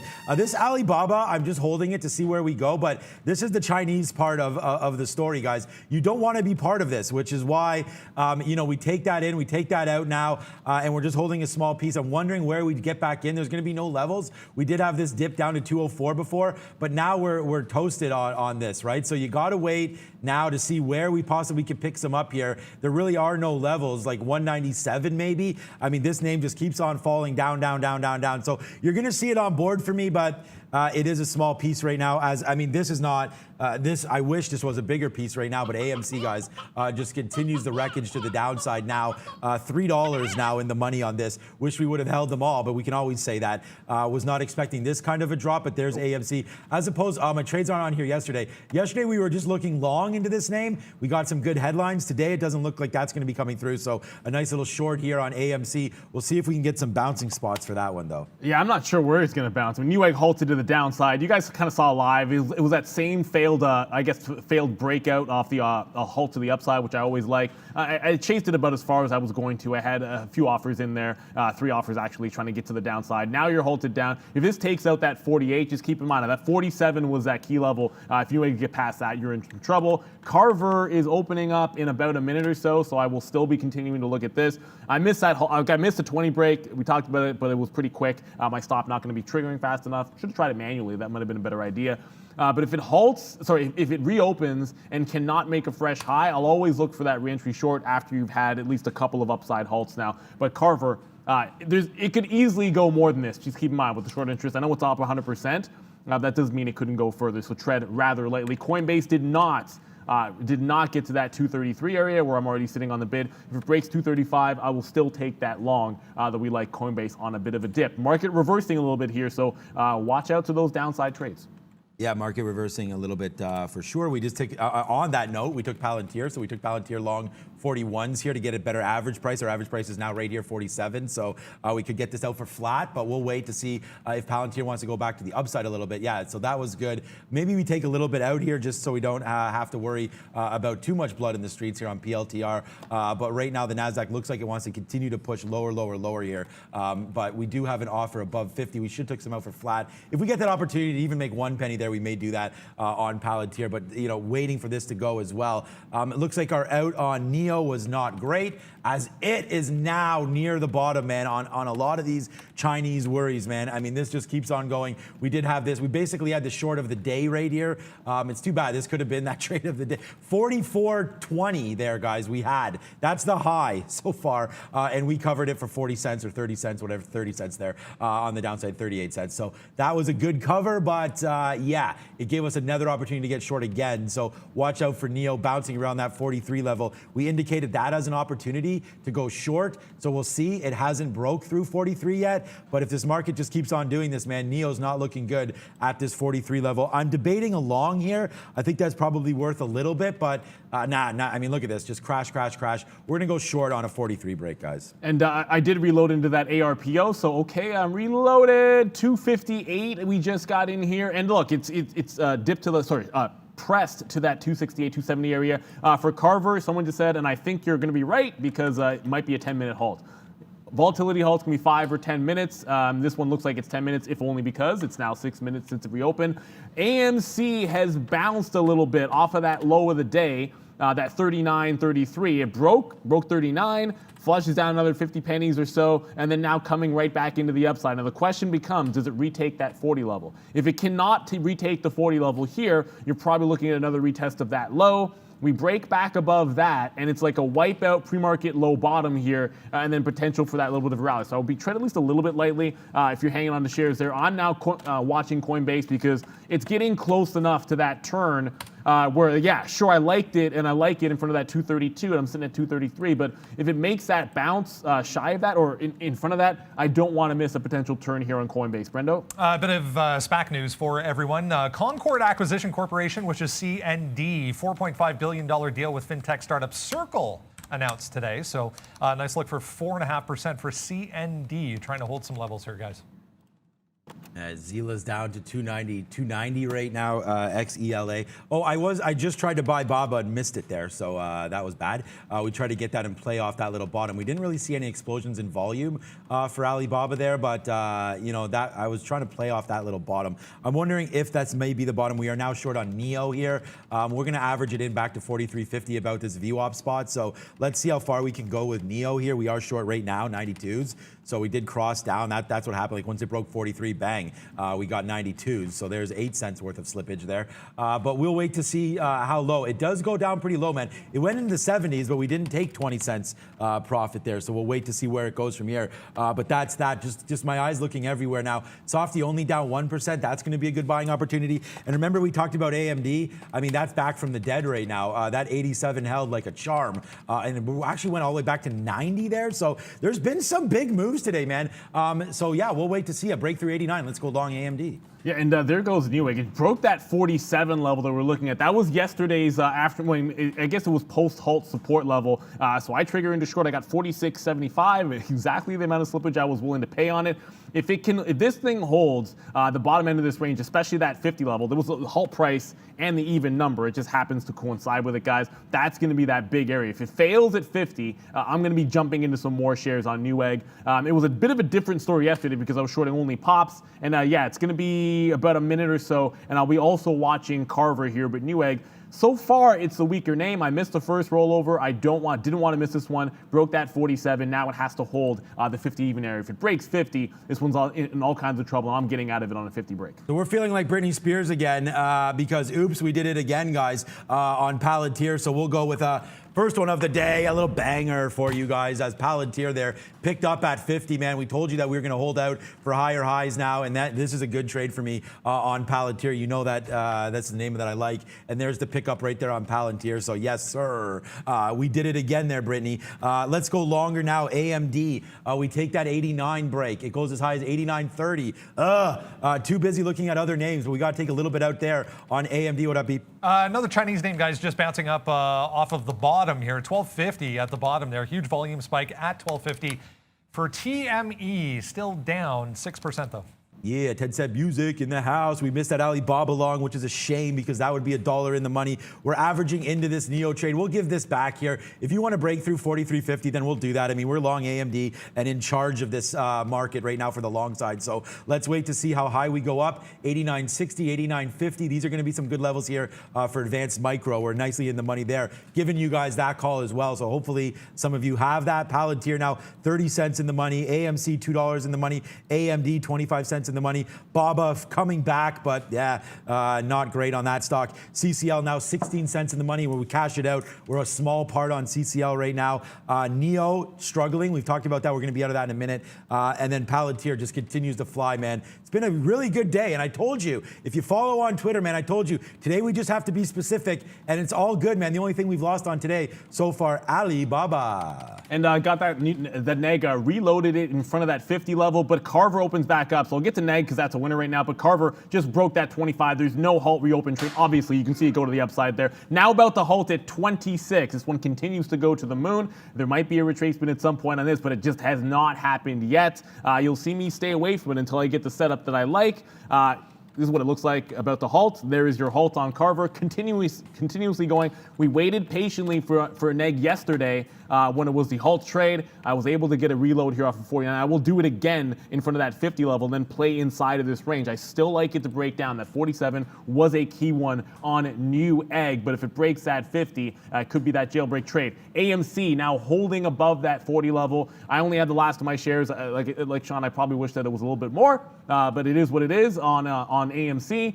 And if it breaks that VWAP and retests that high, I'll probably short off that high of the day. Re-enter off that high of the day because we already have the short off of it. Yeah. So I'm just trying to look at some of these positions. We're just going to hold Palantir right back to day's high. So, I mean, that one is definitely, this is for you, Russ.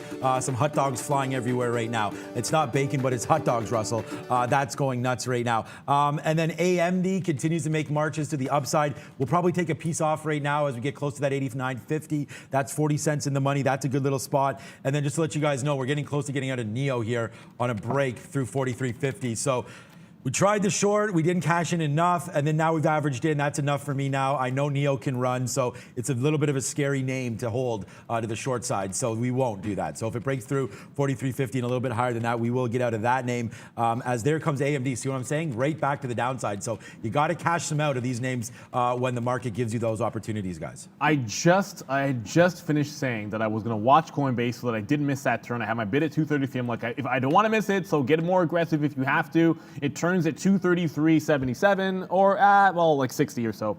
And there it is, back at like 237. So we had the price area right, but as usual, being a little bit passive with that entry point is going to cost me. I can always do this one for you guys because I deserve it. That's a face slap. Waited for a specific level in Coinbase. It gives you that entry point down there. You just had to be very, very active with the trade. Crossing in and removing liquidity off the offer was a way to go about it. AMC, we said, whoops. That's the New York stock, of course. We said if it tests back up towards that high, this is it. That's that 42 level. If it breaks that 42, you got to be getting, well, I'm going to be getting out. I shouldn't say you've got to be getting out. You guys can do whatever you want. You got to be getting, well, I'm going to be getting out if it breaks that 42 top. 42.20 is a pre-market high technically, so you can go up to those quarters with your stop, but I'm not letting it get too far away from that price before I cover. Brendo? Another one in that same group as CARV BYFC up 15% or was 15%, trying to get back above $3 here. It hasn't been here for, well, a week or so since last week it popped up. About the same time as CARV, guys. Okay, Carve, yeah. I mean, my mind is just going everywhere right now. We did short more AMC up top. That was a good one. Hopefully that can come through. We did get out of some AMD here. Everything's been good today so far, man. The only thing, the problem is Alibaba, and then we just had a small problem there with NEO. But again, you know, the market is upside. We didn't want to hold that NEO, so there's the out right there at VWAP. Maybe a little bit of a mistake. Probably going to try to go short one more time on this as there goes AMC breaking through 42 to the upside. I'm going to hold on to it. I don't want to have a loser on this this name yet.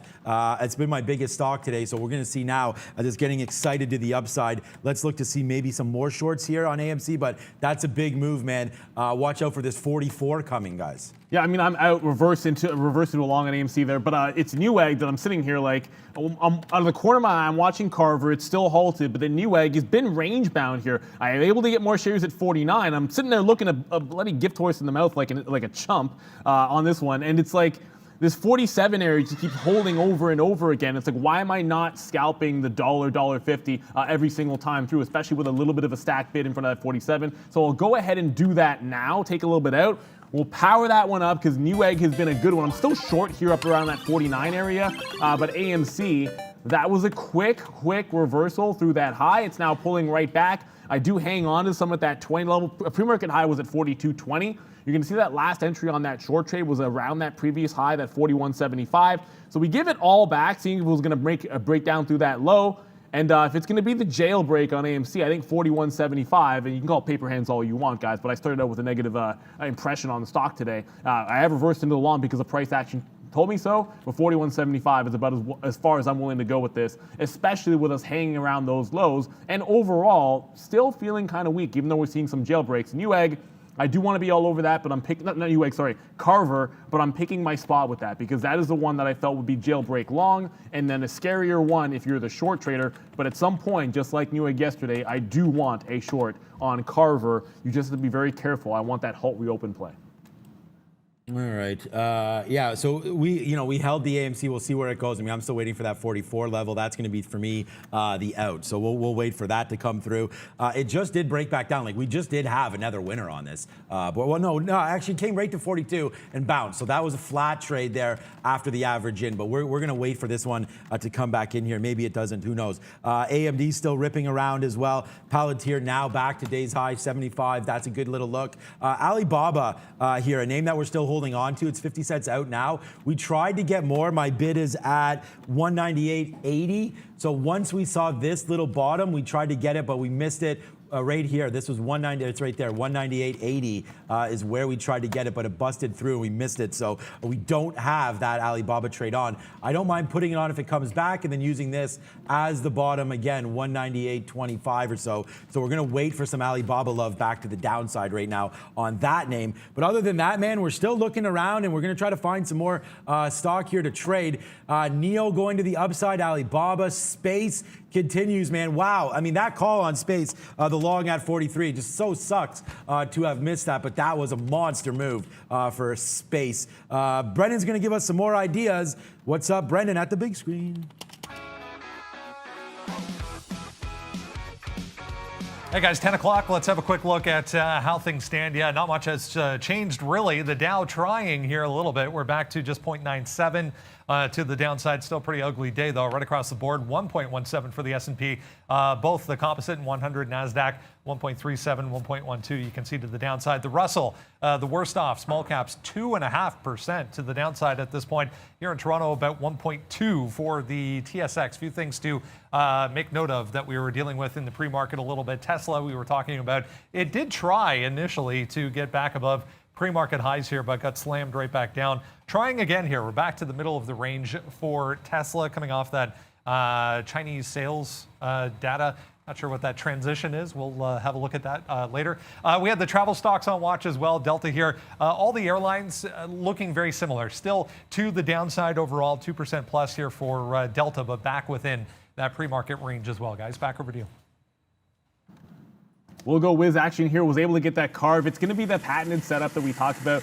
You get that halt to the upside. This is actually a few halts to the upside. It breaks above on the reopen, immediately fails, retraces, consolidation off 25. I short here just under that 25 level. I always look, I'm always going to want to cover in front of that bottom. This is like 22.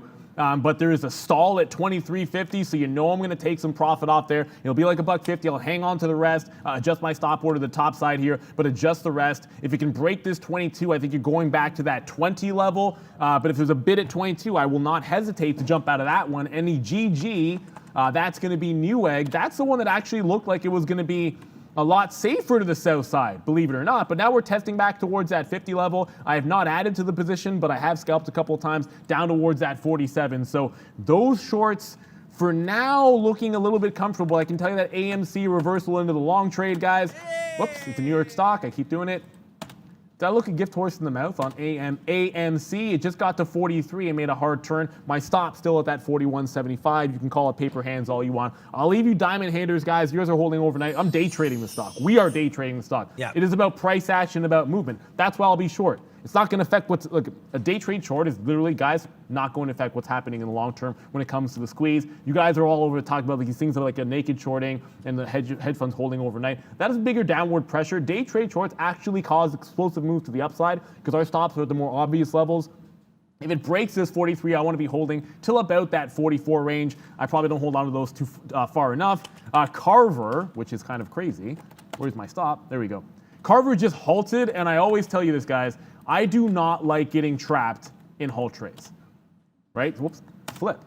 I hate getting trapped in halt trades. So no matter what, I'm always going to cover here. This is the reason why if I'll take some profit out. Like I said, there was a buyer at 23.50. A lot of times I'm holding that to a 23 area. Like you'll always, I'm not going to sit here saying I've got the top, hands off the keyboard, this is only going to be a winning trade. No, never had that attitude when you're trading stock as explosive as this. So looks like it's a halting to the upside. I run to the hills, I get out. It's not a stop at the high of the day because it's halting before that. I mean, if you have a stop at the high of the day, you're basically sitting in this short at $25 and it just halted to the upside and could open up at like 28 or 29. Heck, it could open up at 30 if it wanted to.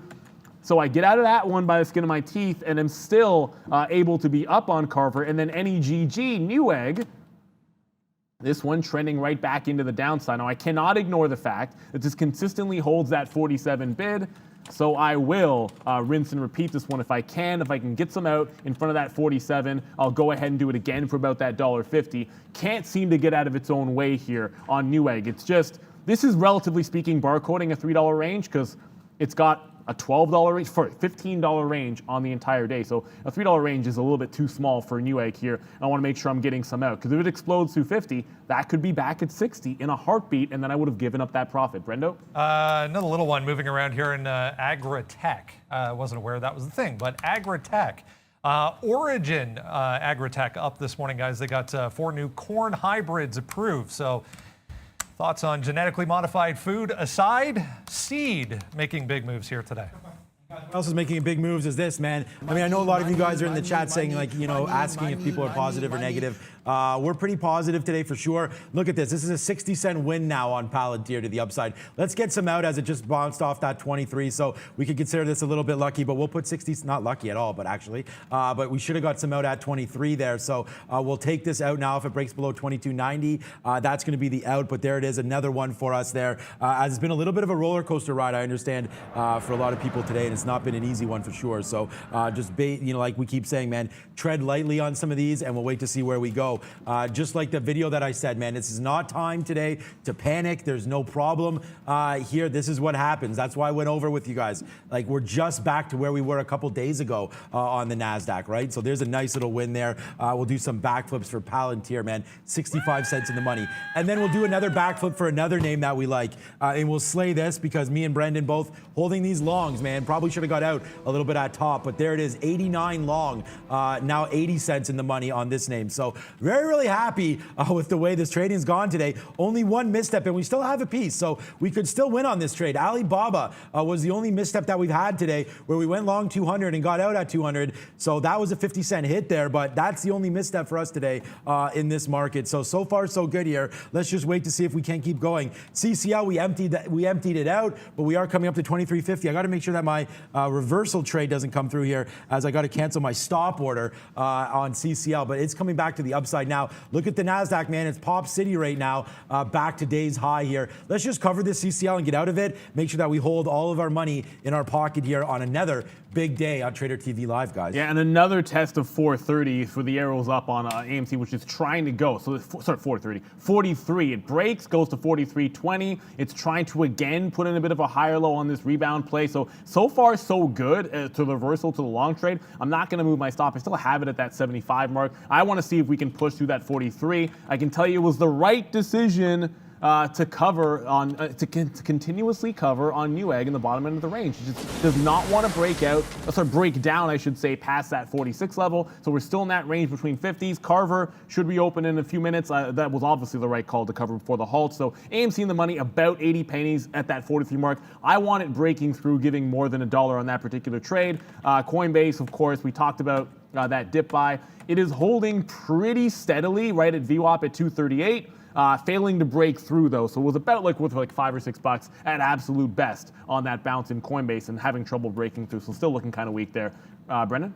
Similar story to DD Global, guys. 360 Digital Incorporated, which is QFIN.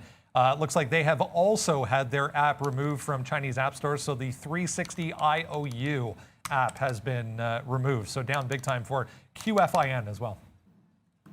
Yeah, we talked about, there's just so much risk there with these Chinese names, guys, that you got to be so careful with everything. Let's just take out, AMD right now bouncing on that that 90 level there as the top. So if we break back down below here, 50s or so, we'll get out of AMD as the market could fall one more time. So that's going to be a trade to look at. We're still have not taken anything out on this trade here with AMC. So there's a good 43 short. We're just still holding this, man. We didn't even cash out when it turned into a winner. We're still thinking downside here on AMC. So let's wait to see. You guys know where my out's going to be. It's going to be 44. So that's, we're holding it until then. We turn it into a loser. We could. We're already up on this name, and it's been a pretty good day for us on AMC. But I guess this could be another loser if we do break above 44 on AMC. And just been a nice move back. We're still staring at that little mark there, $44 on that name. Oh, we just got out of something. Oh, Palantir, there it goes. Yeah, thank you so much, Russell Jackson. Right there. NASDAQ 15,000 next week. No, I don't think so, but we'll take that. Super chat. Thank you so much, Russ. It's just, it could get back there. I just wonder if we're in sort of that summertime doldrums right now of trade. So that's going to be my little thought there, Russ. But thank you so much for the super chat. That means a lot. Big hitter there, Russell Jackson. Oh, and very quickly, out on Carver breaking that 30. It's about to halt to the upside again, so just tried 76s in front of that 30 level, and it continues to halt to the upside. This is why you got to get out when it does this, guys. Neg is still holding pretty tightly. I actually just is it going to halt? There it is. It did actually halt. I was kind of ahead of myself there. But Carver just halted 188% and still going to the upside. You've got to take the small paper cuts so that on the way up, you're not going to get yourself crushed. AMC, I didn't think it cracked that 75. Oh, I see what happened there. Yeah, so a bit of a dark pool wick down to $40. Yeah, that'll trigger it. That triggered my stop, so I end up getting out there at $42.80. That'll be like a 60-cent win, but I'll look to get back into it. Can't break this 43, so that actually might be a little bit of a reprieve. So we'll take it out on that stop trigger. But if it now holds like a 42 on a dip, I can always dip by at that price. I still hold on to that Newegg, but it's getting close to that 50 level. Got to watch out for that. Brendan? Game, guys, not GameStop, but GAME, which is a digital brands company. They're actually suing DraftKings for a patent infringement. They announced that this morning. Still up here significantly, but well off pre-market levels here. We've come all the way back to where this thing was yesterday, 11.5, trying to bounce for GAME. Okay, so our net's about to go through the moon here if this thing can even come down a little bit more. AMC, if we could break back down below 41 again, then we are going to moon here because we've been hitting lots of winners today, guys. It's been a big day, man. CCL, unfortunately, we got out of that. Well, not unfortunately, but Palantir does test that 23, but it does break us out there at 22.90. So we did get out of that one. So, hey, look, all honesty right there for that play right now on AMC, on Palantir, we are out of that one. But for right now, man, all my money is just sitting right now in this name, AMC. So if we can break lower, then that will be a good one for us on this name. So we're going to watch AMC now trying to break below 42. That's going to be my big play. If it can happen, then great. If not, then we're going to be stuck, obviously. But we'll wait to that one. That's going to be my big one. I'm just trying to focus on AMC right now. AMD, also another 70-cent win. So it's been a great day. I hope you guys are having fun. Yeah, Neg just broke to that 50. Quick reversal off that 50 break. I'm going to scalp that one out in front of 52. So Neg, Carve, both on watch here. I was looking at AMC for that little bit of a dip potential, or at least a dip buy potential there. It holds up at like 42.20. Doesn't really give you that test of that 42 even area. You want the snap down trade off of 42. Otherwise, you're hunting at VWAP, which stands at 41. So I can be relatively patient with that. We're going to open up in 3 minutes on Carver, but I can tell you, watch out for Coinbase. That could be headed right back into that downside. There was one that I missed out, and I'm going to be looking at this test. I mean, Brendan was watching this. It's on our watch list, guys, but it is now basing out at like a 650 level. If that starts making any kind of a pop towards VWAP and 7 even, it looks like an interesting one for me. I want to maintain on those halt ones. I think the biggest opportunities are going to, for me at least, are going to be on that Carver and continuously on Newegg. If it pops Newegg to that 55, 56 and fails again, I will be all over that one there. And Coinbase just broke through, so I can probably forget about getting that price we talked about earlier. We missed out on that 33 bounce. It is now broken through that 238. The dip buy, good one, but you had to be hunting very specifically for that one. And of course, I was more interested in Newegg and Carver, just like yesterday. I love those halt trades. I can't get away from them. Okay, yeah, so for me, it's the same old, man. We're trying to look at some different opportunities here. We talked about NEO, and if you joined us early, man, people asking, Neil was talking a little about Tesla. My focus was strictly on NEO here at this 43 level, right? We talked about it with their power day coming tomorrow, that there was some possibilities there. So NEO today was a great little long into this teeth there using that 41 we talked about last time. Okay, so now we're getting serious. Let's go to the downside here on AMC. Man, it just held that 40. We're in the money now, 17 cents, but I mean, we held that almost a dollar against us. So I don't want to, I may take a piece out now because it doesn't want to break through 42, but I'm still hoping for a 42 downside marker here just to set this on fire for me. So let's just, hopefully that can come. I may put a bid at 42 to be a little bit responsible there, and then we'll wait to see if it cracks even lower than that. But right now, AMC coming, and I mean, how many times? We've seen this bounce here a whole bunch of times on us, and while we're in the money on it, so that makes sense to take a little bit of profit out. AMD also maybe right now trying to crack back to the downside. Got to take advantage of this trade as well, guys. I see MRIN, guys, still down 11%, but it just tested pre-market highs here. We'll go to the higher time frame, just guys to see the 15-minute chart there, a better look. This 1735 area, well, 1730 on the daily, and then of course on the day, and then yesterday's bottom coinciding same price. That's a big breakout potential zone for it. It has yet to break the range as big as the move up has just been. You guys are excited. 1730 has not yet broken. If it rolls over from there, there's probably a decent short. Brendo. All right, one of the airlines, guys, a little bit stronger than the rest at this point anyways, but Spirit here, Save, trying to hold above some pre-market levels here, 28.50. They actually announced this morning they're going to resume international services from Orlando, as well as expanding domestic services. So Save making moves, guys. Yeah, and this is what I'm talking. Yeah, I saw that note actually. I have to look over there, look at Save. But Cosmin, man, this is what it's all about. You made me get out of NEO right before it popped. I mean, I'm just glad that you guys are following a little bit of the logic that I'm trying to spit out here, and that it's making sense. So that's a good save by you, Cosmin. I mean, the fact that you're hitting the keys is what matters to me, and that following my trades, is really flattering, to say the least. So, thank you for doing that.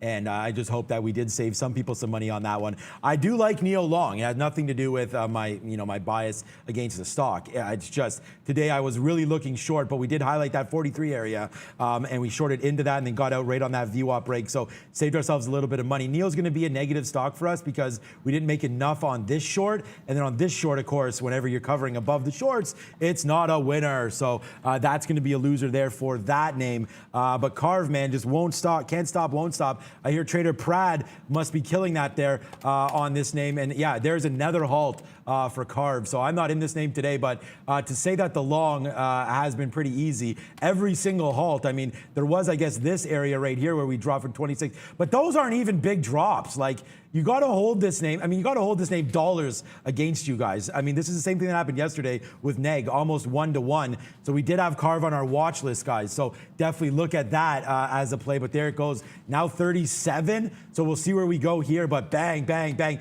You got to have some long ticks in here, guys. Bang, bang, bang, bang, bang. All the way to the upside. So congratulations, anybody on Carve joining the 200 club today on Carve. 250. Guys. Yeah.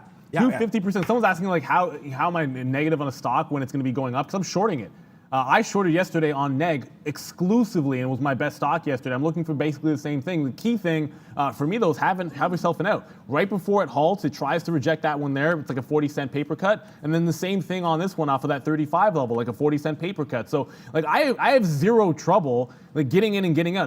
If that's like top wick that I get top wicked on and it comes down to 30, I said yesterday you have to be willing to accept that. And I put that when I tweeted out the chart on Newegg. I said, guys, like as good as that looks, like catching some of those highs and catching those tops, you have to understand what it looks like when it goes against you the other way. You can't just sit there holding on to it, thinking eventually it's going to retrace to 25. Might it?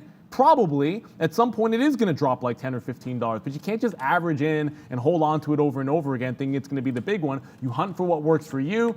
I can tell you, of course, it is a bit tricky. Look, obviously, it's an understatement. It's a bit tricky to be looking at Carve and Newegg, which are continuously halting, and then want to play in like an AMC, which I did like for a bit of a dip. It just dipped to 42, now breaking that 43. It still hasn't taken out like definitively 40, as it just did. I'm going to miss it there. Definitively that 43.25 level quarters. Now it looks like it's trying to. So I tried the dip buy. I tried the breakout. It was a decent one. I took it out at 42.75. I'll try the breakout now on AMC because I missed a dip buy at 42. As always, look, I'm going to be scalping trades, and if it wants to be an iceberg order at 50, maybe I'll have to join in front of that 50 level for a quick little scalp because AMC likes to do that. There's my out right there, a little bit on a scalp trade. If it dips again, I'll try 42, call it like a 42.65 to 42.75 area. I've gone from short to long on the stock.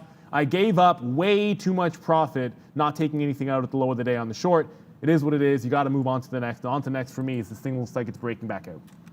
Yeah, good job, guys, on all that. Look, if you're under PDT rule, obviously you can't take those trades Neil's taking on Carve, right? I mean, that's the whole point what Neil's talking about is those paper cuts. So you gotta figure out if you're gonna hold trade, then you're gonna need to trade it differently than the way Neil's trading it today. So that's part of it, right? So you got to understand what rules you're under, what rules we're under, and how that trade looks for you. So make your trades based on your own feelings and how you guys are trading every single day. That's my advice to you guys. If you're unable to make in and out trades like that, then yeah, you're gonna have to hold some of those things pretty badly against you sometimes, right? So just understand that, man, and that's part of the danger with those type of trades. But there's a lot of money to be made there, as we talked about yesterday with Neg and so on and so forth. Neg was one of my best stocks yesterday as well, and I made 2 trades on it, right? So neither one was a halt trade. So there are opportunities both back and forth on all of those. Thank you, Russell Jackson, again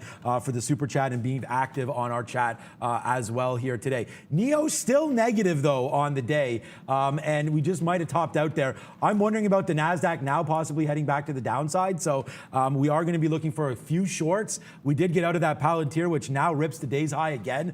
And we talked about this relationship on Palantir. We noticed that today, when the market was coming down, Palantir was actually going up. So that's the kind of positive relationship that we're looking for with Palantir. So I'm getting close to buying. I was hoping I could get some more love down to this 21, like this kind of an area, 21, 22, which we actually, again, I can't buy while we're on the show, but we did get to that 22 level there today. So we'll have to look to buy some low 21s. What up to Shakib, the hydrated one? What up to Arun, who's in the building, as we continue to join Hydration Nation, guys? Yeah, Hussein, how to halt trade definitely sounds like a million view segment. Yeah, we are going to do a video on how to halt trade, guys. So pay attention for that. But Hydration Nation, one more time, guys. Just watching, reopen on Carve, just opened at 30. I got 33.48. Is it immediately halting again to the downside? I'm going to see if I can't jump into it. It might be hard to get liquidity on it. But I am watching Zila as well, guys. That one's certainly on the move as well. Oh my goodness, am I going to miss the halt to the down? Yep, just missed it. Sorry, just missed the halt to the downside on Carve. Tried to catch it live while talking to you guys. Zila just pressed through its high, or yesterday's high of the day, I should say. It's also high of the day. But remember, it failed hard. Gap up. And we talked about this overnight. If you don't have access to pre-market trading, some of those overnight trades you hang on to are kind of tricky for you guys. So if you can't take profit in this range, sometimes you don't want to be involved in them. If this cannot break 350, that's an interesting lower high off this 375, obviously. That's a rollover setup for me. Whether or not you guys like that, 375 could be a little bit of a safer one. But I saw this fail before. I just saw Carve come back down for the first time, and you guys are going to another small cap for a bunch of them, small cap recap with Brendan.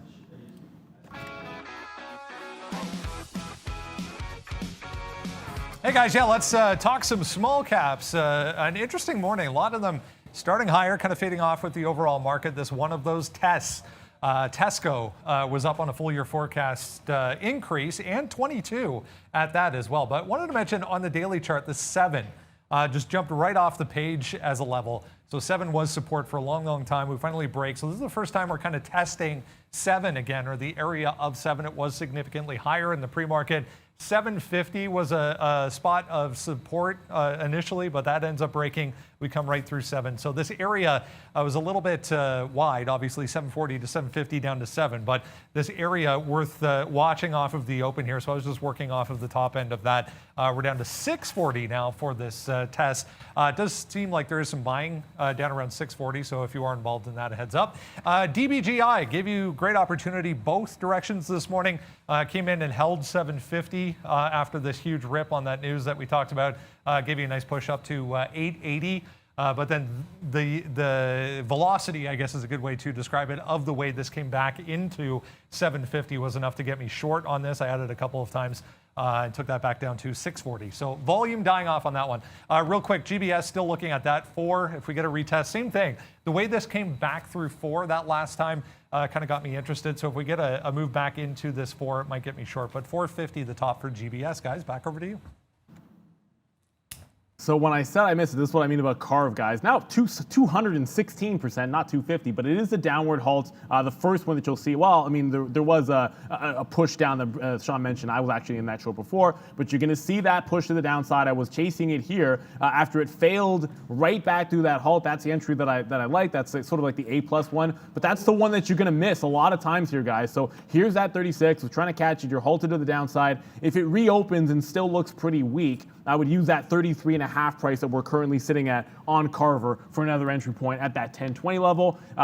Zila got the 43s there. It's trying to break above, just failed, broke 350. The level above that is at 375 from the other day. But Carver, first time to the downside we're seeing here. I still like it for another possible re-entry point. There's no guarantees. When you're playing those halt trades, it either sets up or it doesn't. You're not forced to get in on every single reopen. Guys, we're monstrous again. No losers today on AMC for this guy. As we go upside, Neil's been scalping it. There's 2 ways to skin every single cat. That's why you guys are here, right? It's all about hopefully showing you guys those Carver trades. I just talked to Prad. The guy's crushing Carver on the long side. So this is like, there's different ways to skin everything, guys. Look at this. This is $1 now in the money. The pins lined up for me, guys. I mean, that was very, very simple. Look at this last trade, 43.50. These are all shorts, and that's not, I mean, it's 3 times, 4 times, 5 times right there at the very top. That's a gift right there to go short if my out's going to be 44.50. So we'll take that, and here we go, man. Big win here. Let's see if we can get back down now. We've stopped at 42 a couple times. We have to be able to take it out right now, guys. So we have to be able to take something out on this AMC trade. $1 now in the money. So we'll fly around some hot dogs here. If this tanks, man, this is going to be sweet. So let's hope that AMC can get to the downside. And I hate, cheering for something that I know a lot of you guys are long, but we're just day trading here, remember, guys, and we're trading our own books. This is not anything in our own accounts or anything like that. We really, really hope that everyone can win. But there goes AMC stopping at 42 again, 80 cents in the money. Lego! It wasn't an iceberg order, but it was certainly a refreshing order at that 42. I'm going to be watching Carve in level 2. That's where you're going to see that chart. But I reloaded on AMC. If it breaks and holds below 42, I'll just cover that one. We've been scalping that out. I'm not ignoring Newegg. It's just not moving. So that one has slowed down a little bit here. If AMC bounces above 42.50 to 75, I'll take a little bit of a leg out there and then some more out in front of 43. It looks like it's made a hard top. But Carve, it was at halt down. It should be opening up any second now. That's why I'm not moving off this level 2. Maybe it's a 10-minute halt. Because it's been 5 minutes since the halt, so maybe it's going to be a 10-minute one, so I can kind of get away from that and go back over to AMC for you guys. It's not an iceberg, like I said. The long break, okay, fine, we get a little bit out there, but it reverses. Now you're testing that 42 level. This is the second time that it's tested 42, and each time it's managed to hold up. You can kind of see here. Can it hold this time? We'll see. If it breaks out like 41, like 85 to 90 area, I'll be gonzo on this trade, and then looking for either a breakdown hold here. There it is. Like that 41. Did it just fail break on me? Oh, give me a break. All right, guys. Yeah, again, this is what I'm talking about. It's different ways to do different things here. We just took that out at that same level. I was waiting at 80, so me and Neil picked the same level there. We got out of that bid for a $1.40 winner there on AMC. Now we're holding the rest. You can see what's good right now. We're at the highest spot we've been at all day. I warned today, and if you guys want to see what I was talking about here on Twitter, here, I'll put it in the chat. It was this one right here. When we just talked about it, man, breathe easy today. Should be a good one. Make make good decisions and be patient. So if you want to hear a little bit of me talking, as if you don't have enough of me talking right now, let's go. Then we'll hit that now. Palantir, wow, still 23. A lot of love for that name, of course, for me as well. And then there we go, guys. AMD right now continues to go high. Thank you so much, Shane. Good name, almost like mine. 2 best days ever in the last week following you guys. Let us know what trades you're following, man. I mean, that's the key for us. Let us know what trades you're following. We can make more of these, like help you guys out. But thank you so much, Shane, for that 20 bucks. And again, thank you for the big dog. Russ is in the building as well. Thank you so much for all of your help, guys, today. And that's really makes a lot of sense to me. Thank you so much. 2 best days on really not great trading days. That's great for you, Shane. Thank you so much. There you go. Thank you also, Austin, for that. You can't get enough of the bangs. So we'll do a little bit more there, but I'm just glad that people are making money today. It was a tough one, that's for sure. Give it to them, Brandon. DoorDash, guys, one we haven't talked about or looked at for quite some time, came down to significant levels over here on the daily chart. Below, in fact, 175 right off of the open, quickly retook that, but trying to hold above those significant levels. They announced a deal with GoodRx for collab with GoodRx today, but not much of a response from that. But decently strong here, 178 support for DoorDash. DoorDash, Airbnb, another one that I was watching. Now AMC is broken through, so I feel a little bit better, because if that had flushed me out on that long trade and then not actually broken down the view up, I'd kind of be a little pissed off. Actually, it could still happen here. If it bounces off that 41, that's essentially I'm looking for here. It's a bit of a reversal on AMC. Once you make a hard bottom like that, it's a wipeout bottom, and then break out the top, that's going to be, for me, a trend reversal. That's why we went into that long side. So holding that pre-market high area would be a key one, which it looks like it's doing here. That's going to signal a bit of a re-entry. So I'm going to go ahead and take more shares, get right back into that 42 area, give it down to this 41. It's a trend reversal for me. That's why you're going to see me in that long. I want to be all over Newegg, but it just does not want to seem to move here, guys. And Carve, in about a minute and a half, is going to be reopened, guys. So watch out for Carver. It is still pretty crazy. We talked about CCL. The other one was Southwest. Oh my God, I'm gonna kick myself because it was only one level to look at. At Southwest, it was $50. It bounces off $50 at the open. I just noticed this now that it did. Now back to the upside. So shout out to Mark Roberts, who was talking about that one. And then it looked good for the only thing that looked good for a bounce in that space was gonna be Southwest. Like I just said, the only position I'm in, and Carver will open up in a couple of seconds, is back into that AMC. I talked about the trend reversal there. If it gets and cannot get past this 43, you kind of look at, okay, that was 43 resistance, breakthrough, fail, break. If it cannot get through 43 a second time, you've got to scalp some out if you're going to be a day trader here in front of it. So I will go ahead and throw an offer in front of that 43, probably in that 3/4 range, guys, and then try and rinse and repeat this price action off of that 42. Pre-market highs, opening range top as well. Can that resistance turn into support? That's what I'm banking on at this point. So right now we are just going to kick it up a bit. We're going to show off the shoes. We like the shoes. They've been a good little winner, good luck charm for us. So right now we have 20% of our AMD left. You know, we're not going to look these proverbial gift horses in the face because we saw it break through 42 only one time and we got out there when it did do that. So as you can see now, it resists. So that's why we get out. As you can see, 20, 40, 60, 80%. Now we hold that 20% left on AMC. We were celebrating the kind of day that it was. So that's a good one. Also AMD here today, guys. What's up, Hydration Nation as well? Shout out to everybody. AMD now cruising to day's high on that long. And thank you to all the love on the chat, man. We did have Microsoft yesterday. We had Neo, AMD, everything. Today we had Space through 43, but didn't get filled. You know, lots of stuff happening. Very, very exciting day. Maybe fruit salad time soon. I seem to have lost my Yeti cup. So now we go with the Corksicle. We'll see. I had it yesterday. I had the wife check the camera. And I had it going into the house, or not into the house, getting out of the car, but I don't know where I put it. I took our recycling bin back in, so I think it might be somewhere where our recycling is now that I think about that. So yeah, what up to all recyclers out there, and science again. We always talk about science. There it is. So I may just get out of AMD now on the high side, man, like 90 bucks. That's pretty good. We're long 89. That's $1 in the money. And then again, not to toot our own horn, but we do it often. AMC, beautiful outs there, guys, on that move, and you can see where we're short still, 50 cents in the money, and I'm not getting out at all. I want to get shorter again into this move, so we'll see what happens. We'll get shorter a little bit higher than where we are right now, but anyways, we'll see if it can crack through 59 one more time, and there goes, wow, NEO, guys, just continues to go. We had that short, bang that out there, and then since then, man, we should have reversed to the long here on that VWAP break, but you know, we were already long a lot of different names, Palantir and AMD specifically, so if the market didn't do this, then we were gonna have a problem. And remember earlier, when we said we were worried about this blowout bottom, we should have noticed, I should have actually asked Arun about this as well, he's sitting right there. What up, Arun? This bottom here on the NASDAQ, 14,540, hit again. So we double tapped that bottom there. So that, I mean, if that's not right there on volume, that's a beautiful move to the upside. So very, very risky playing here, but that double tapped right at the bottom, and we did talk about that level. So good little look there on NASDAQ, holding some of those longs. Uber and DD both in trouble. DD down 6, Uber down 2. What up, B? Yeah, just checking out a few other groups, trying to find a bit of support here. The bank's one of those. Yes, still negative on the day, but JP Morgan came in and held 150 a couple of times here, including in the pre-market. So trying here to get back above 151 for JP Morgan. Some of the other ones, though, not as relatively strong at this point, but JPM looks good. It's 10:30, guys. Let's get a quick check on what's up over in Europe. What's up, Miss V?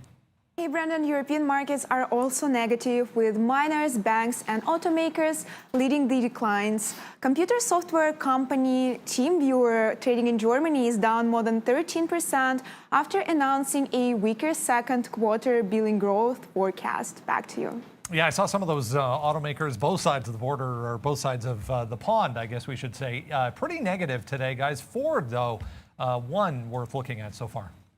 Definitely. We'll go with the ways. Look, we talk about this is day trading. There's lots of ways to skin a cat. We're not actually skinning cats. It's just a phrase for anyone that's never heard of it. I'm sure you probably have. That 42 level, I got wicked out of it when it tried to break through. It actually held, gets down to like that 65, comes right back up. I'm like, yeah, I'm going to get back in. I said, I'll get some out in front of that, around that 75 area. We're able to quickly scalp like almost a 70-cent win, like 68 pennies, whatever, 68, 70, same thing.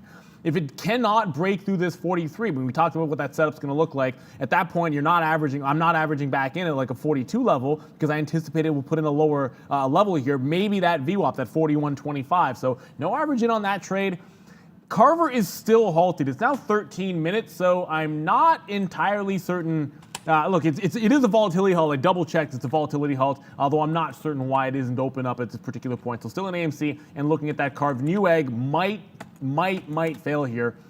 It is finally like a reverse to the long, scalped out at 52. It's now back below that 50 range you can see here. Still has yet to break this 46. So if that goes, it could be all systems go to the downside once again for Newegg. But Carver refusing to open back up, and AMC finding resistance in front of 43 for that trend reversal to the long that we're playing. Okay, guys, I might put this as a poll question. So the wife right now asking me, I'll put this in the chat right here so you guys can watch it and read it with me. Okay, so these are the dinner options right now.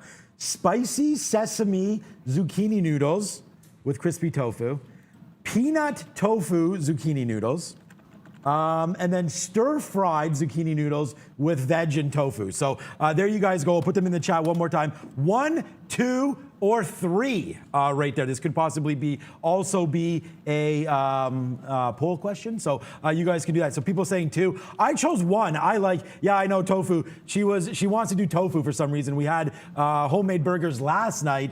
So tonight she wants to do the tofu option. I'm not going to complain. I mean, when you're getting this thrown down. Okay, 1, 3, 2, 1, 1. Yeah, stir fries. Okay, stir fries pretty popular. No meat. Yeah, whatever. We'll keep talking about that. 1, 3, 3. Okay, lots of options. Maybe I'll put this up on Twitter there. Oh, wow. As AMC blowing to the upside right now. So watch out. Anybody short this name? We're still short. No problem. We've talked about that. Number 4. Yeah, let's go with number 4. Not have the tofu. I don't mind tofu there. You just got to hold out on the estrogen. That's all. But 43.50 coming in again. Good spot to reload this short. We're not going to be negative no matter what on AMC. So it's a good trade there. Good outs. But coming right back up to 43. Watch out for this 43.50 one more time. We're going to celebrate. Yeah. Oh, wow. Carver opens back up. So obviously that was a granddaddy short. We missed it. It is what it is. The setup was there. It was for us. I'm now on the money like $1.50 on AMC, but I'm watching this Carver trying to hold this halt level. Remember that other short we had, that stop out at 26.50? It is trying to hold this level, and if it can hold up, that was a halt reopen low at 26.30-ish. So if it can hold that one up, this looks like a bit of a long entry. I don't want to chase it more than like $1.50. So if I can cash 27.50, that's a little bit. 27.50 can be reasonable. I'll see if I can catch a little bit of a long there on that Carver, trying to retrace. At 26 looks pretty good for a bit of a halt bottom. To me, it's all about risk to reward. So you saw me actually with 3 orders in there for a little bit, and of course it ran away from each and every single one. Every time I put a bit, whatever. You're gonna miss out on that trade a little bit, but the idea being, when it makes that halt to the downside, I'm looking for it to hold this previous halt level 26.40 just to slow down a bit because I didn't get the long. Once I saw it bounce off it, I was sitting there bidding on the south side of 27. I then tried to get 27.10s, then I tried to get 27.30s, then 51s. It's now up at 28.50, but that's the thought process I'm going through. Always risk level first, and then look for an entry point there. Same thing would have worked here if I had actually caught that short at 36. But it's about the process. Like yesterday, I worked like gangbusters on Newegg. Today, Carver, maybe it's just a little bit too fast for me. I'm getting old. I don't know, I'm a day older. I don't know if I'm getting any older. But here comes that test at the top again on AMC. So it hits 43.67. I mean, this is exactly where the failed break couldn't go any further. We're failing through that. Well, we're not failing through it yet.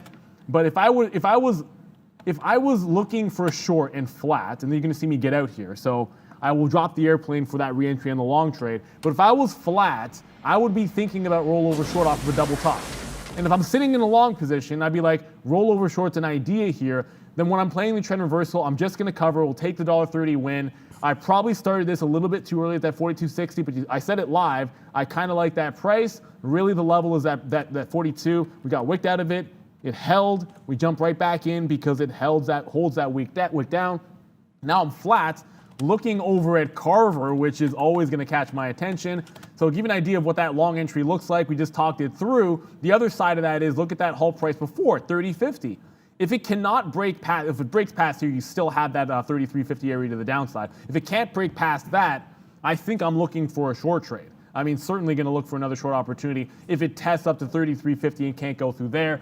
But I love Carver as an opportunity. I missed both the short and that long, but you wipe it, whatever. You brush it off. You don't care. Sure, I missed out on a $10 winner. That would have been a perfect entry for me. And I missed out just there on a $5 winner for another long. But the next trade is going to be 33.50, that first halt down price. It cannot break that. I'm looking for that short. It's 10.40.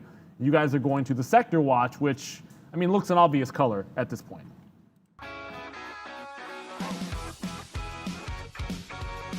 Yeah, one-sided kind of day to the downside. You're going to see, lots of red so far. 1.45 for the overall market, negative 1.45 for the overall market. Wanted to mention right out of the gate, industrials under pressure among the leaders, in fact, to the downside. Some of the rail stocks getting some pressure today. Biden making some comments about competition in the space. So KSU, NSC, and CSX 5 to almost 8% in negative territory in the transportation group. So those are leading as far as the industrials are concerned. Deere, another one over here, 3% in negative territory after that nice run up that some of these had on the infrastructure idea, but back to the downside. Banks as well, the entire group pretty much in negative territory. MKTX standing out. Yeah, there's one in positive territory. Looks like there's maybe another one there. So two we'll give to the financials today in positive territory. ZION here, BAC among the leaders of Citigroup as well, 2 to 3.5% in negative territory. Far corner over there, material stocks under pressure. FCX, ALB, LYB as well in that same kind of group. CF, all in that same kind of group. So to the downside here, up to about 4.8%. To the downside. BLL standing out there as positive. Media, entertainment, communication stocks, healthcare stocks. Yeah, pick a group. It's going to be red today. COG standing out in the energy sector here as positive. The rest of them, though, to the downside as expected, as we said. 1.43, guys, for the S&P. Back over to you. All right, guys, and we're spinning some money around here on AMC because, you know, there's another short there, 43.70. What am I short right now? 43.45 on an average, but 43.60 out there, 43. So, again, that's another win there. We'll look to get some more out if we do dip back in below again now, 43. But, yeah, this has been my number one stock today, has been AMC. So, you know, good trading there. We like this short. Let's just get some more out at 43, and then we'll hold for the bottom here, hopefully come through. Just to give you guys an update on that one. 75 cents now in the money on AMD. We got one, I mean, and this is the kind of trading that I think you guys want. One in right there. And just like Neo, like, thank you for the credit on that. We weren't long, but we did get out of our short there. This kind of a trade right there on AMD happened pretty early for me. So now it's been about an hour since we've been holding this, and it's just bouncing around. I'm looking to actually get out if we break back below here, 89.40. So we'll see if we break back down below 89.40 and we'll get out. I know it's not a maximum trade here, and like we should have made more money on this than we probably look like we are. But right now we will take this out. Good trade, out there for 30 cents. We weren't sure about the bouncing around, and now with the NASDAQ kind of hovering, we're in that same kind of a spot right now. So here comes AMC. Come on, AMC, fill us. We're right here, man. I'm right at 40. Where was I? 43.13 for some reason. Okay, so we're bidding 43.13. Sometimes they just hit bid, go down a couple pennies, and hit enter when they're random. I don't think it really matters here for AMC. But if we hit that 13, bang again. There it is, man. It's hot dogs. It's everything for everybody. As we're at our highest spot today and back-to-back jacks. Get ready. We'll probably do a trade of the day on AMC again, as this has just been huge. All winners today here on AMC. So really proud of that. 29 trades. You know, look, short. Like, and all these are out. You know, the only short that was maybe a problem was this one, 41.75, but then it came screaming back to the downside. So again, another winner. Now we're holding on to 40 cents in the money on AMC. That's a good one. The only stock that I've been holding all day that really is going to be the negative stock for me on the day is BABA. As we went long at $200.50, we could have taken out about 70 cents. We didn't, thinking that, hey, we're going to retrace back up. But it hasn't, and we got out there at 199.75. So that's a 75-cent hit. And then it doesn't matter, but I'm just going to tell you, we tried to buy this break right here, 198.80, but we missed it.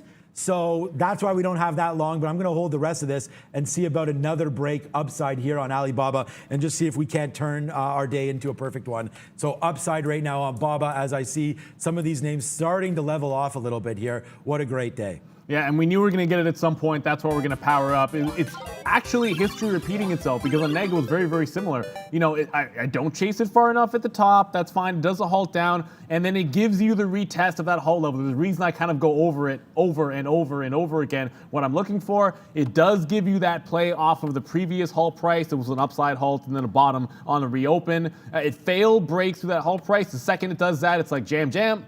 And then out all the way through this range, guys. So the first time I see a bid step up, I'm always gonna cover. I see a bid step up there at 28, and that was, again, a bit of a key level. I cover some more. And then I know at that low at 26, it either flushes right through that, appearing like it's gonna halt and I would get out, or the second it tries to solve, boom, we're gonna get out right at that 26 level. That's what we did on yesterday in NEGG. That's what we do again here. I see you guys with Marine.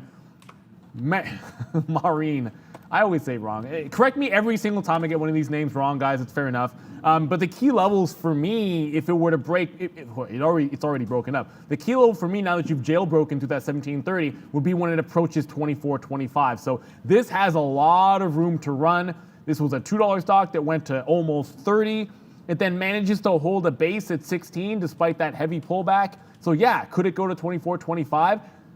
Outside of halt trading this thing, I would have to get to those prices for me to be a little bit more concerned with jumping in for entries for myself, at least. Newegg is a sleeper. AMC, like I said, I got out of that one on that last long trade.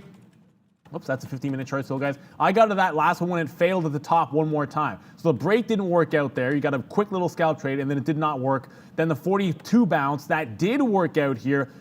And if you consolidate long enough and hold a 42 or at least a VWAP, when we come back, because of course we're going to be back at 315, you guys know that at the close, decent chance we'll be looking for that 43.70 breakout or at least maybe a base out off of VWAP here in AMC. I played it for that little bit of a trend reversal. Every single name that we've given to you, and usually a couple more, should be actionable at this close. It looked like all gloom and doom and disaster but the market's still holding exactly at that 1% area, or just slightly below that 1% area. So no further drop, barcoding the overall market. The action is in the movers. That's why we're sticking with them. Brendo? Bridgeline Digital pop up here, guys. BLIN still pretty negative on the day, but it cleared that pre-market high, trying to hold above 8. Some volume coming in though. Once, I guess, I mean, 2 days in a row, does that make it dead? I guess trying to get back above support anyways from yesterday, guys. Okay, just a quick update. Yeah, good name there. I want to ask, I'm answering some questions now. Okay, so when you say you're hitting the bid, are you actually referring to actually getting on the bid or on the ask? So yeah, your vocal cords, yeah, we talked a lot today. Okay, so I don't really understand that question, but this is the bid, this is the ask. So when I say, maybe if you're talking about the BOBA trade, I mean, we can go over to BOBA. What I do is I just wait until certain levels are hit, and then I cross the ask. So like if I want to get long 200, I would sort of put a bid in for like 210 or something. And then, you know, once it breaks 200, if it does go, then I would get like any of these. I would get like 201s, 202s, 203s, all the way up to that limit that I'm talking about. And then on a stock like, for example, AMC, like where I just got out there, I'm sitting on the bid.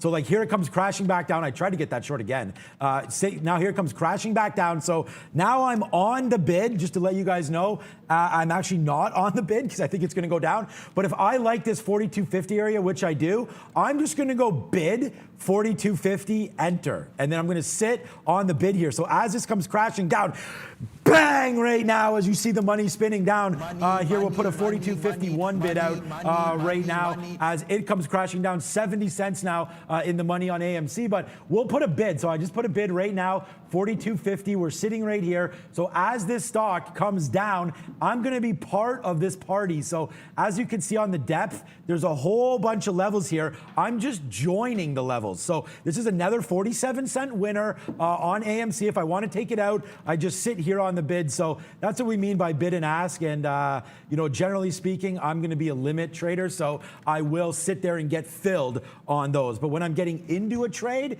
on breakouts, then I do use a bid or ask cross more aggressively depending on the way that goes. So there it is, Bradley Taylor. I hope that helps you a little bit. And not just you, Bradley. I hope it helps everybody that has similar questions. That's why I'm here. Yeah, we use a lot of trading lingo around here that seems obvious to us, but I know to you guys, some of you guys, it's going to be fresh. Coinbase did break back below that 38 level and VWAP, but no retest to that 233. It's a price I will certainly revisit. We stayed away from that fail break in AMC because I'm looking for the dip buy at this point. I don't like a breakout that sits right in front of that 44 area, so it's a little bit, especially after the 35 one stunk, the dip buy looks like it's going to be a heck of a lot better. So we get back down to that 42, we'll try and rinse and repeat that trade. VWAP, obviously, if we get later on in the session, it's holding the highs, is going to creep up and up here. So I like that little bit of a reversal. For those of you guys that are asking, is Carver done? I mean, I would never say one of these is done that's sitting above VWAP. That's sitting above not just the original breakout price at, like, you know, this high break at 20 that we talked about, and then those halt prices. It's still above all of those. It's about to halt to the downside here at 24, at least it's trying to, at 24.17 it looks like. But if it's above that 20 level, as far as I'm concerned, it has a chance for another jailbreak to the upside. It could resist a halt, by the way, if it had ticked up above 24.17, would have resisted a halt. That could have been a bit of a bullish look, but now halted to the downside once again. If this holds the 20 area on both the reopen or at least during lunchtime, then yeah, Carver could go again, but I was always looking for both these trades here. You look for that reopen one where it rejects the high. It didn't really happen. It tried to do it here, and we had a decent short that eventually got stopped out. It rejected it hard. That same entry was a bit of a miss. The reopen worked like a T. Now I'll be looking for, I'm not looking for the short anymore. Now I'm looking for if it can hold a 20 level for a bit of a long retrace idea. But again, play it within the range. Play for like a $2-3 range there to VWAP, guys. So Carver's still a mover.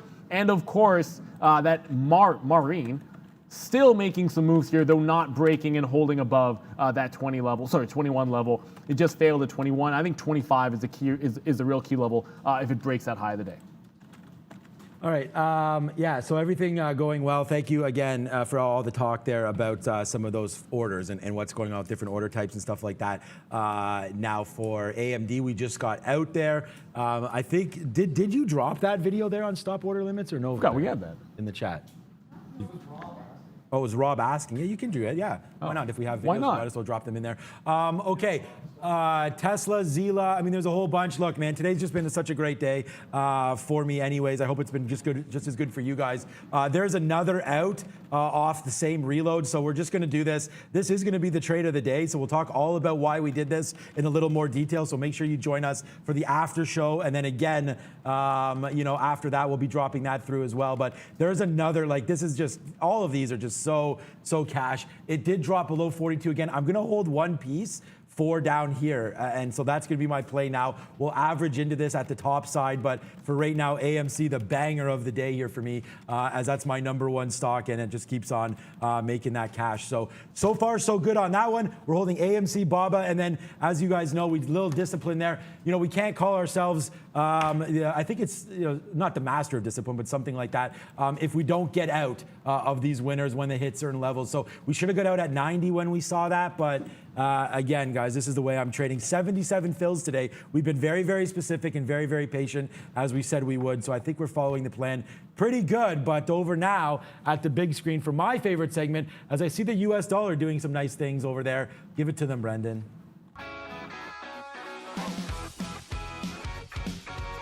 Yeah, interesting look so far at currency land today, guys. Let's jump right into things here. A lot of big moves to the downside, including actually the U.S. dollar actually under pressure if you want to have a look at the DXY. I put the Swiss franc over here because we haven't looked at it for quite some time. Another one making big moves to the downside, bit of a risk-off trade coming into play today.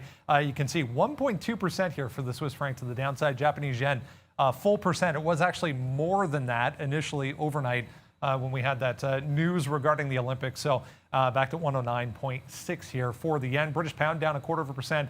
Canadian dollar half, actually 0.55 here. We're back below 80 cents, 79.6 here for the Canadian dollar. It's been a while since we've been that low. The euro higher on the day, 0.6%. You can see bottom end here. Cryptos also in negative territory. Bitcoin 5.4. It's actually Ethereum now leading the way, 9%, full 9% for Ethereum. Guys, back over to you. Thank you, Brendan. We're going to be open up in about a minute on that Carver, guys. Of course, it's going to be, when there's whole trades like this and I have it set up for it, there's a decent chance. I always know, it's this one I'm probably going to be focused on. I did say it was going to be this over Newegg because it felt like it was the bigger runner and the bigger mover on the session. So I'll continue to trade it actively as I can. I do want to come back over just because we were watching Southwest earlier. Still holding some relative strength. So as I see this, holds at 50 level, the only level that we actually even talked about. If the market gets back to the upside, this is the daily chart, and that's that 50 level that we talked about. If the market gets back to the upside, you kind of watch out for Southwest holding above that 51, 30 to 50 area here, and potentially making another run through the high, making a run to at least to yesterday's lower high that it put in at 52. It's a decent looking wipeout chart, bouncing off an even level, bouncing off a good level on the daily chart as well. But that's one you want the market participating. We're still hanging around that, down 1.25% on both the ES and the NASDAQ, and that's likely to cause some trouble here. And it's also a negative to positive story on Southwest through those prices. Certainly something to continue to watch going into the afternoon, despite having no executions on it. Don't just look at what we traded. Look at what we have on the watch list, guys. Look at what we're talking about in our setups and the levels that we like on particular stocks. So Southwest still on my radar, despite any lack of execution so far today.